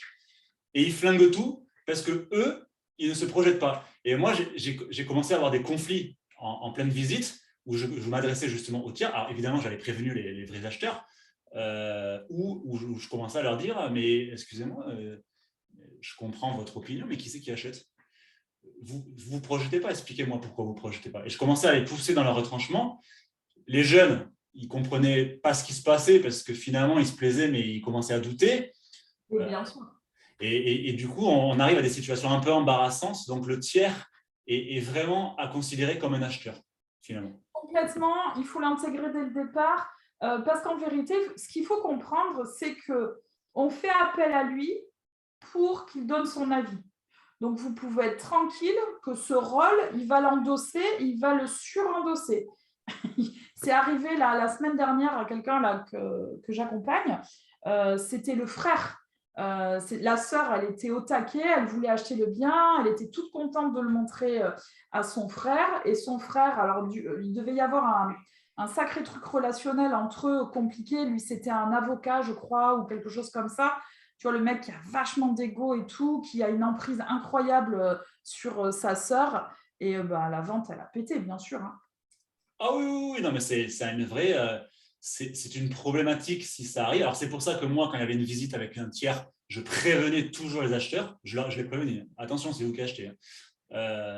Et puis moi, mes mandats, ils étaient... Enfin, je disais tout. Donc, il y avait pas... Ils pouvaient, enfin, on n'est jamais à l'abri d'une surprise. Donc, mais bon, en tout cas, j'étais à 100% transparent. Donc, il ne pouvait pas y avoir de manière, on va dire, de pratique dolosive venant de ma part. Par contre, oui, le tiers, moi je les prévenais et le tiers est à vraiment à intégrer comme si c'était également lui acheté. Et en contre-visite, ce que je faisais, la conduite à tenir, pour moi, c'est finalement de laisser les acheteurs faire leur visite seuls, en fait. Parce que finalement, ils n'ont pas besoin de nous, parce qu'ils l'ont déjà vu, ils se projettent déjà, en fait. Donc, ils n'ont pas vraiment besoin de nous et finalement de plutôt taper le relationnel avec les tiers, en réalité. Oui, parce que si tu te les mets à dos, si tu les braques, c'est très dur. Hein. Ouais. Ouais. Et c'est difficile hein, parce que généralement, c'est un peu la douche froide. Vous y allez pour votre seconde visite, hyper content, en mode, elle vous a déjà dit qu'elle était au taquet, que la seconde visite, c'est plus un peu juste pour la forme. Donc, vous voyez déjà avec votre com, vous êtes vraiment là-haut.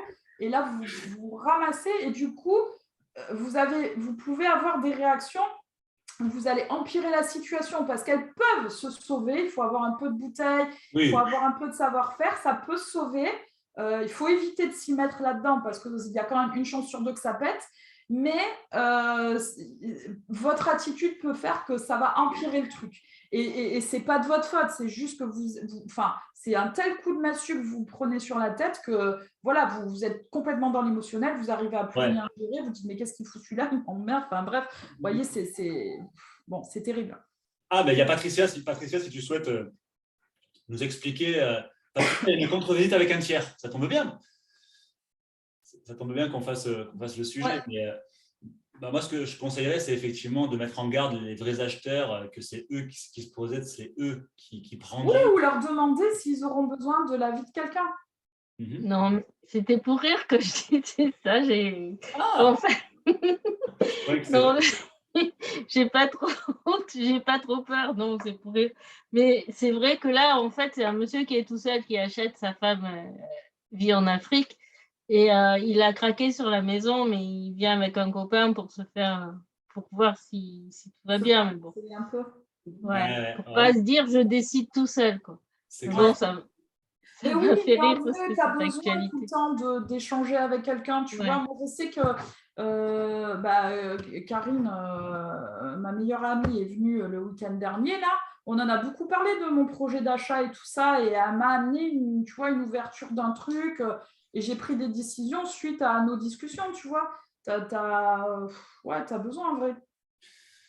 Mais attention, il y a aussi beaucoup de contre-visites avec des tiers qui valident l'achat. Il y en a aussi beaucoup, hein, c'est pas... Mais attention, d'ailleurs, c'est la majorité d'ailleurs. Enfin, moi, ce que j'ai pu voir de mon expérience, moi, la majorité quand même était bienveillante quand même. Ah ouais? Ouais. Non, les personnes vraiment hostiles, qui commençaient à défoncer le bien pour des travaux bidons, ou parce qu'ils ne se projetaient pas eux-mêmes, c'était, je dirais, de l'ordre de 25%. En ce qui me concerne. Moi, ils ont été bienveillants. Enfin, ce n'est pas qu'ils sont devenus bienveillants, mais j'ai réussi à être dans une situation où ils étaient vraiment en mode conseil, mais objectif. C'est quand je les ai intégrés dès le départ.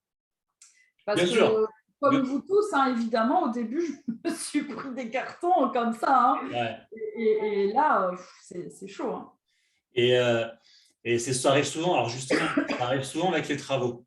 Donc, il y a quelque chose de préventif qu'on peut faire pour éviter que ça arrive. C'est quand vous savez que vous rentrez un bien avec des travaux, quels que soient les travaux, c'est de faire des devis. Bien sûr. Comme ça, quand vous avez le bricoleur du dimanche qui arrive, hop, attention, là, il y en a il faut refaire tout le placo, il y en a pour 20 000 €. Hop, regardez, j'ai un devis à 2 000. Donc, il y en a pour 2 000 €. Voilà. Ce n'est pas moi qui le dis. Hein. Voilà.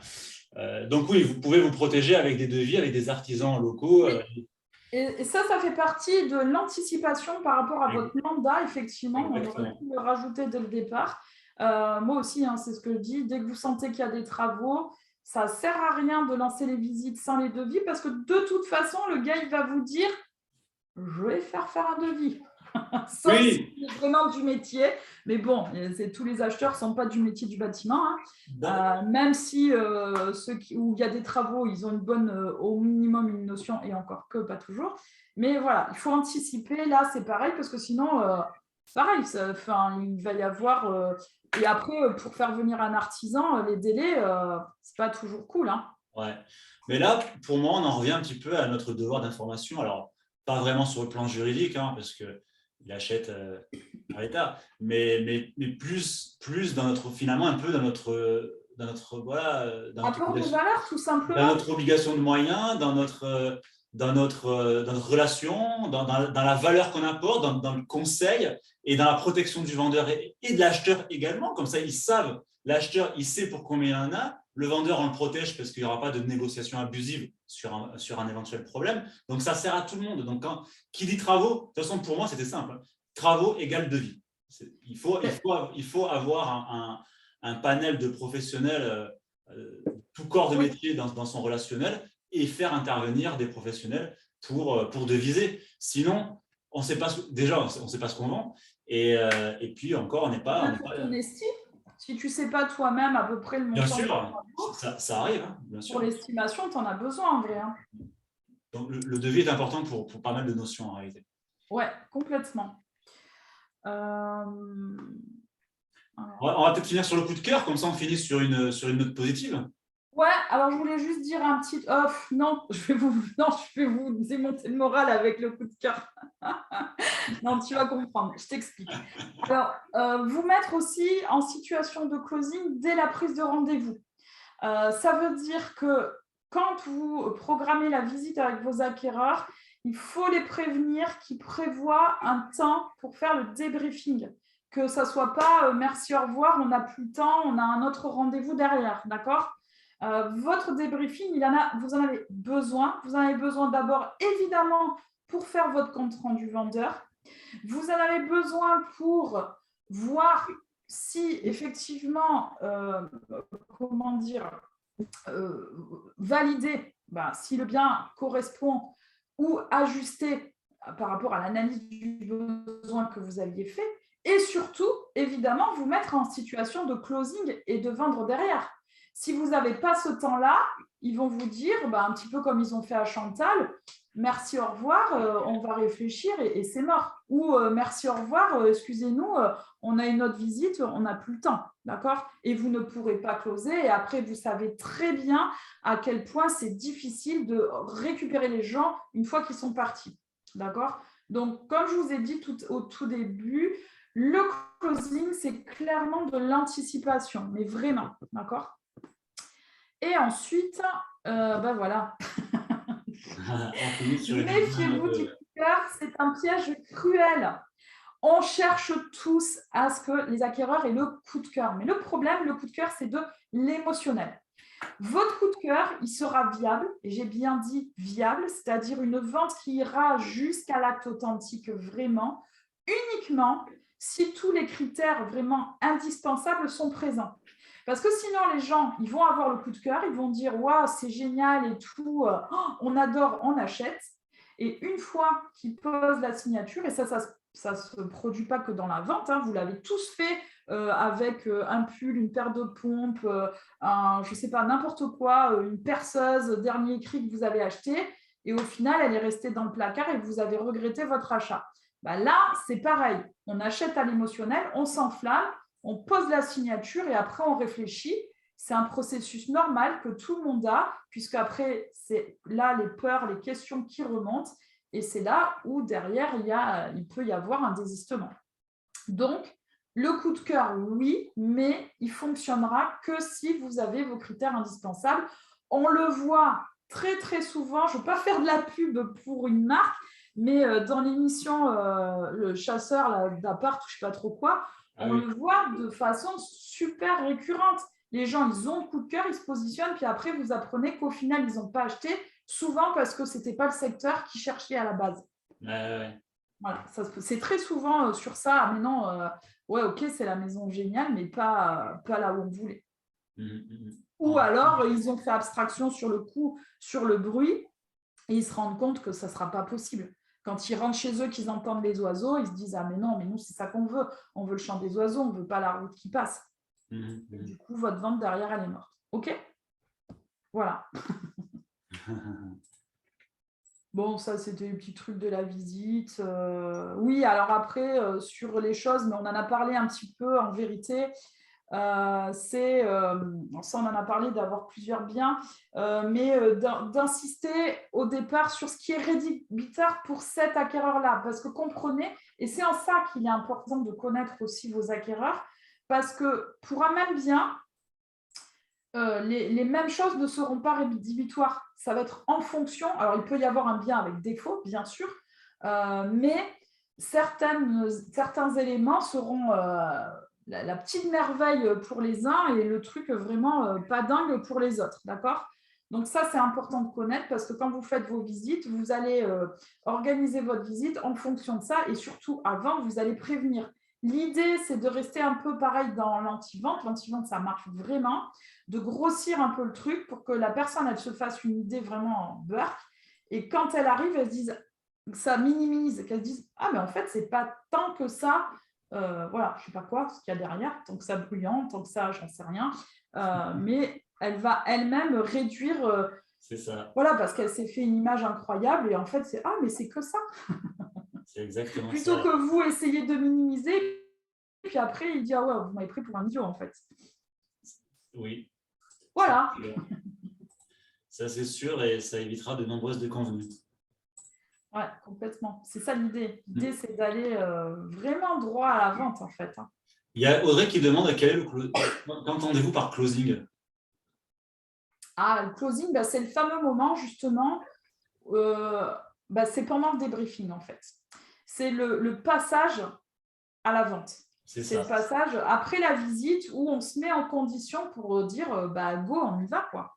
C'est ça le closing. C'est un instant, et c'est une petite phrase aussi. Parce ça dure quelques secondes. Hein. Ça dure quelques secondes. C'est le basculement, oui. C'est vrai, mais c'est le temps d'un instant. Mais par contre, il faut ce travail d'anticipation, il est pour que vous puissiez vous mettre en situation de closing et réellement closer et basculer sur une offre. Au prix de préférence, mais sur une offre. OK ? Est-ce qu'il y a des questions ? Alors, est-ce que toi, Stéphanie, tu es friande de la technique du repoussoir pendant la visite ? Oui, bien sûr. J'en ai parlé, je l'avais prévu là dans les slides. Voilà. Idéalement, quand les périodes le permettent, mais vous pouvez effectivement montrer aussi des biens en partage avec des confrères. Idéalement, il faut présenter 3 biens.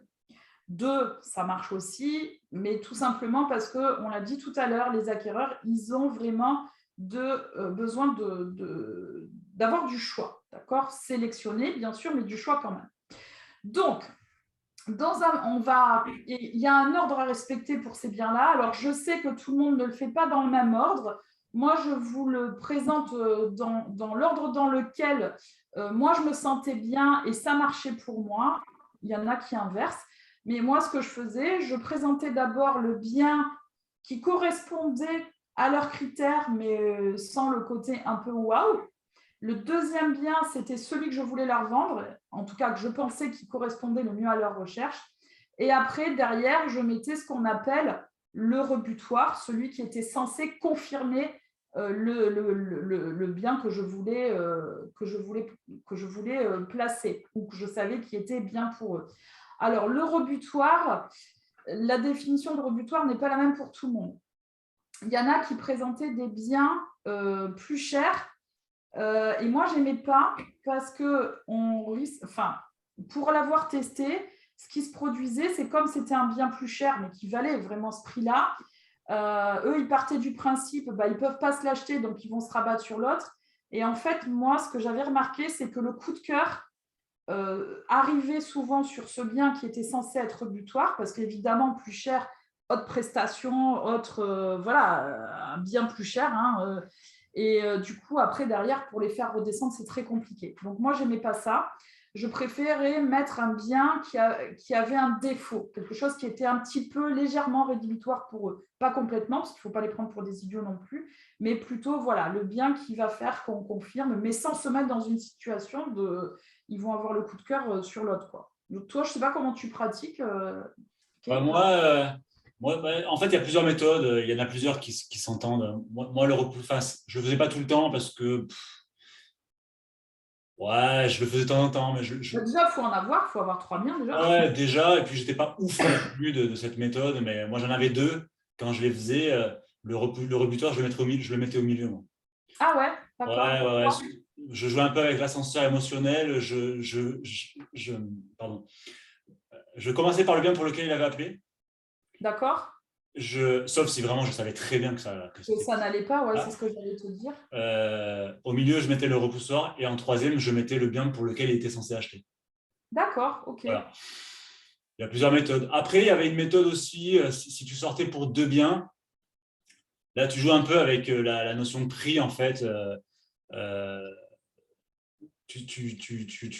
Avec 2 biens, c'est intéressant. Tu lui fais visiter un bien similaire, trop cher, plus cher en premier, et tu lui fais visiter le bien pour lequel il est censé acheter en deuxième, moins cher au prix, souvent celui pour lequel il appelle d'ailleurs,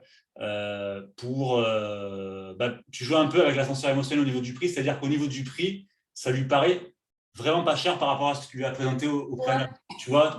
Ouais, je vois ce que tu veux dire, parce que là, c'est par rapport au prix. Là, c'est vraiment ciblé prix, tu vois. Alors que moi, justement, comme j'écartais ce dénominateur de prix, sur des gammes de prix identiques, pour moi, le rebutoir, c'était vraiment celui qui avait un petit défaut. Alors, je l'ai eu fait. Je l'ai eu fait, mais après, tu commences à te prendre la tête avec des créneaux des vendeurs où tu vois que tu ne peux pas mettre la visite comme tu veux exactement. Donc, au bout d'un moment, je ne le faisais plus. Je prenais la visite comme elle prenait. À la fin, alors par contre, ce que je faisais, ça, c'était très intéressant pour le compte-rendu vendeur, notamment. Je faisais remplir à la fin de chaque visite une fiche. Et je classais chaque bien sur 10. Voilà. Environnement, prestations, rapport qualité-prix, etc., etc., etc. Et à la fin, les observations diverses. C'est l'acheteur qui remplissait cette fiche. Je n'intervenais en rien. Et c'était le ressenti de l'acheteur. Cette fiche, je m'en servais pour comprendre comment l'acheteur avait ressenti la visite et je m'en servais surtout pour après renégocier le prix s'il y avait besoin avec le vendeur. Regardez, monsieur le vendeur, j'arrive ici avec 8 fiches où rapport qualité-prix, ils disent tous que c'est trop cher par rapport à ce qu'ils ont visité. Tenez, c'est pas moi, vous pouvez lire, c'est pas moi qui ai écrit. Et c'était une pièce factuelle pour négocier le prix, c'était intéressant, en plus du reste. Mais non, sinon, après, sur l'ordre des visites, j'ai testé, mais non. Après, je ne me prenais plus la tête avec ça, pour moi. Voilà. Ouais. Il y a David, je crois que c'est une question en fait.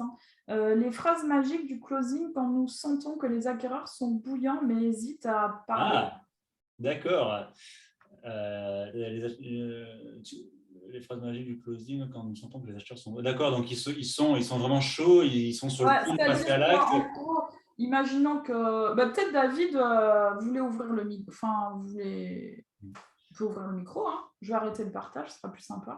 Ouais, parce que tu m'avais pas dit que tu avais les cheveux longs à l'époque.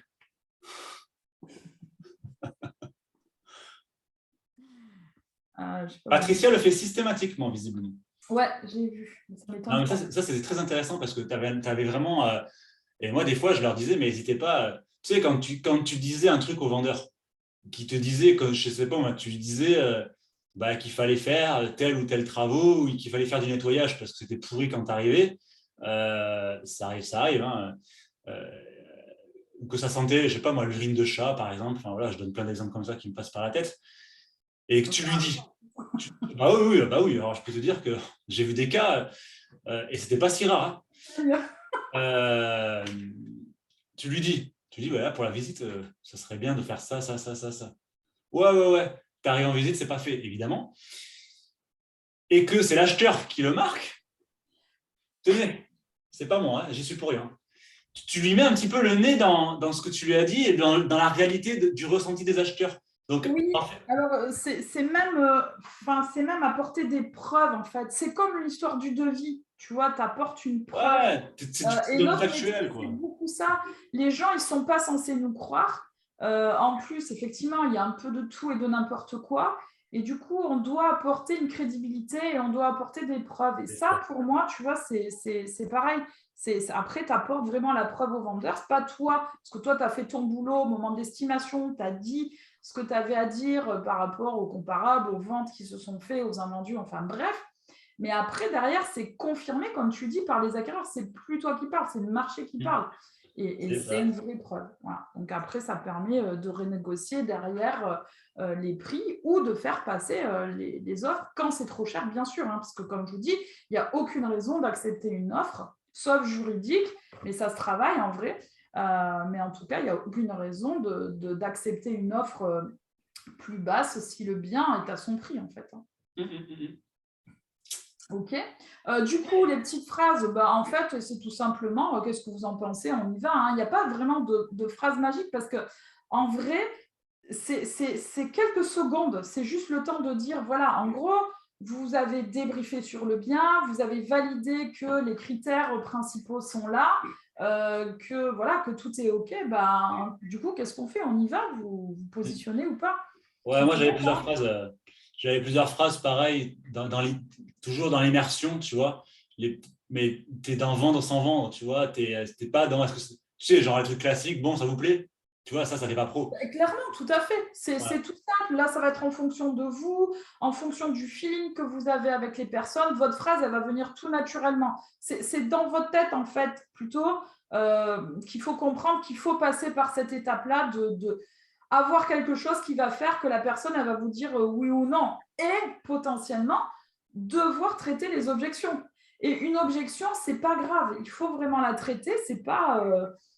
des fois, ça peut être tout simplement, là, si on part sur la partie du prix, peut-être à quel prix la personne, elle va oublier le petit truc qui la gêne. Ouais, tu vois, on est dans le jeu des questions encore. On revient à Geoffrey Gitomier. La personne, elle te dit, oh, mais c'est trop cher. D'accord. Combien serez-vous prêt à mettre? Pour vous, quelle serait... Tu vois, c'est un peu un ping-pong, en fait. Et après, au niveau des questions par rapport au closing, moi, j'aimais bien la question du style, quand tu sens, tu sais, que ça leur plaît, mais qu'ils n'osent pas trop se positionner, je leur faisais du style, est-ce que vous arrivez à vous projeter dans le bien? Est-ce que vous voyez vivre ici? Est-ce que vous voyez évoluer dans cet environnement? Voilà. J'étais vraiment dans l'immersion et dans le... Comme s'ils y étaient déjà, en fait. L'idée, elle est là, en fait. Exactement, c'est exactement ça. Donc, il n'y a pas de phrase spécifiquement magique. C'est plus, interroger sur comment ils ressentent le truc. Hein. C'est rien de... Mais on reste en vrai toujours dans la discussion. Ça se fait très naturellement. Certes, avec l'habitude, parce qu'au début, vous n'osez pas poser ce genre de questions. Et c'est comme ça qu'on a aussi les acquéreurs qui s'en vont. Alors, En plus aussi, vous n'avez pas eu trop à vivre ça parce qu'on était sur un marché tendu et j'ai envie de dire, les acquéreurs, ils se positionnaient presque naturellement sur les biens. Voilà. Mais là, ils commencent à se calmer un peu, ils commencent à plus réfléchir. Et là, maintenant, il va vraiment falloir repartir sur du vrai closing. Parce que, enfin, bon, ceux qui ne me connaissent pas ne le savent pas, mais moi, par exemple, j'ai démarré dans l'immobilier, dans Attends, il y a un problème, il y a ton son qui s'est coupé, Stéphanie. Attends, hop, c'est bon, je te l'ai remis. Je ne sais pas pourquoi il y a eu un bug là. Ouais, tu m'entends hein? Ah oui, c'est ouais, je sais pas ce qui s'est passé. Ouais, du coup, je sais. Ah si, je sais ce que c'est. Il y a une personne qui est rentrée. Ça a bougé au moment où elle est rentrée et j'ai dû cliquer sur sans faire exprès. Je t'ai coupé la chic sans faire exprès, désolé. Oh là là. Du coup, c'est plus du tout ce que je disais, mais vraiment, j'ai un. On était dans la projection de l'acheteur, je crois, sur le closing. Ah oui, alors je disais que. Tu disais que tu avais débuté. Oui, voilà, merci Chantal. En vérité, voilà ce que je disais, parce que je ne sais pas ce que vous n'avez pas entendu, mais que vous n'avez pas eu trop à vivre des situations de vrai closing, parce que les acheteurs sur des marchés tendus, ils se sont quand même positionnés assez naturellement sur les biens, parce qu'il y avait une vraie pression. Voilà. Par contre, moi, effectivement, quand j'ai débuté, j'étais dans la crise de l'immobilier et les biens, ce n'était pas le problème. Il y en avait à profusion. Je peux vous dire que les triplettes, ce n'était pas des triplettes qu'on avait, c'était des quintuplettes. Ah ouais. En 2015, des fois, je sortais pour 8 maisons, je me rappelle. Mais c'est ça, mais le truc, c'est que du coup, les acquéreurs, il y avait beaucoup de choix, ils le savaient et il fallait arriver à un moment donné à les faire se positionner. Parce que ce positionnement naturel issu de la rareté du bien n'existait pas. Donc là, il fallait vraiment faire ce travail de go, on y va. Et là, pour le coup, autant l'instant du closing, la petite phrase justement qui permet de se mettre est-ce qu'il y a des objections à traiter ou pas, ça dure quelques secondes. Mais par contre, après le traitement derrière des objections, il pouvait durer un sacré moment, vraiment. Moi, je me suis vue des fois vraiment sans faire de la vente forcée, mais parce que bon, il faut y aller toujours que quand on sait que tous les voyants sont verts. Mais les acquéreurs, eux, ils étaient dans une dynamique de c'est la crise, donc on peut peut-être encore plus négocier. Il y a beaucoup de biens, beaucoup de choix. Ils veulent être sûrs d'avoir toujours tout vu. Donc, c'était compliqué. Donc, il fallait vraiment se mettre en mode on close vraiment. Les objections, on les traite. Le réfléchir, il n'y a pas là. Hein, OK. Bon, mais venir un petit peu là, hein, avec les acquéreurs qui commencent un petit peu à se calmer, il va vraiment falloir monter en compétence sur cette partie-là, vraiment. Eh bien, merci Stéphanie. Du coup, est-ce que tu souhaites rajouter quelque chose sur les acheteurs? On a pas mal dégrossi. Ouais. On pourra encore en discuter jusqu'à demain. Ouais, tu vois, on avait prévu 1 heure. Mais c'est intéressant l'acheteur aussi. Hein. C'est intéressant et encore, il y a plein de sujets qu'on n'a pas évoqués. Presque jamais en fait. En tout cas, pas en truc, tu vois, ouvert à tout le monde. Mais parce que ce qui est intéressant, c'est que quand tu traites en immobilier, ce qui est super intéressant, c'est que quand tu traites d'un sujet, tu traites de tous les sujets. Parce que tous les sujets sont imbriqués. On parle de l'acheteur, mais on parle du vendeur, on parle du juridique, on parle du mandat, on parle du traitement des objections. Donc, c'est vraiment en immobilier, tout est imbriqué, toutes les notions sont interdépendantes, en fait. Tu m'enlèves les mots de la bouche, dis donc. Ah ben alors, c'est le mot de la fin. Je te dis que moi, je le vois vraiment comme une chaîne qui est composée de maillons. Tu vois, c'est ça. Mais en vrai, de toute façon, vous ne pouvez pas bien closer, enfin, vous ne pouvez pas vendre si, votre mandat, il n'est pas nickel en termes de prix, juridiquement, techniquement, parce qu'après, derrière, vous sortez les rames. Hein, et il ne faut surtout pas, refroidir ou mettre dans le doute un acquéreur. C'est mort derrière. Donc, c'est vraiment, ça part déjà de votre mandat, la qualité technique de votre rentrée de mandat, l'anticipation à mort. Et puis après, oui, il faut être bon sur la partie… l'expérience. L'expérience du client avant tout. L'expérience, il doit s'attendre, enfin, il ne s'attend pas, mais il doit recevoir en tout cas une expérience professionnelle parfaite, un accompagnement individuel. Et en fait, quand on est vraiment très professionnel, qu'on sait de quoi on parle et que justement on anticipe, il y a beaucoup moins de place pour les objections en réalité. Tout à fait. plus tu anticipes, je suis complètement d'accord avec ça, et c'est l'idée aussi d'anticiper, c'est de ne pas être dans la douleur. Parce qu'après, les ventes, on peut faire des ventes, mais dans la douleur, dans la souffrance, en sortant les rames, et ça, c'est l'enfer. On veut pas ça. C'est fatigant. N'oublions pas que... Bien sûr, ce qu'on veut, c'est faire des ventes où on a l'impression que c'est entre guillemets facile, mais tout simplement parce qu'en amont, on a préparé le terrain, en fait. Super. Merci à toi, Stéphanie, pour cette présentation, pour cette première de Confidence de Pro. Merci à toi aussi. Je suis hyper contente d'avoir ouvert. Tu as ouvert le débat. Trop bien. J'adore, moi, faire les premières comme ça.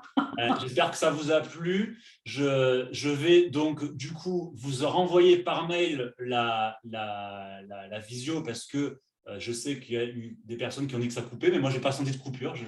Donc, ce n'est pas grave, je vais l'envoyer. Je vais également vous envoyer la plaquette du réseau Expertimo, le premier réseau mandataire à 100% de commission, si vous souhaitez en savoir un petit peu plus sur notre modèle économique qui dure depuis plus de 10 ans. Et je vais également te mettre ta brochure, Stéphanie. Je vais donner le bon slide, le vrai, celui que j'avais un peu épuré, où j'avais rajouté des petits trucs. Je vais te le donner pour que tu puisses le mettre avec le replay.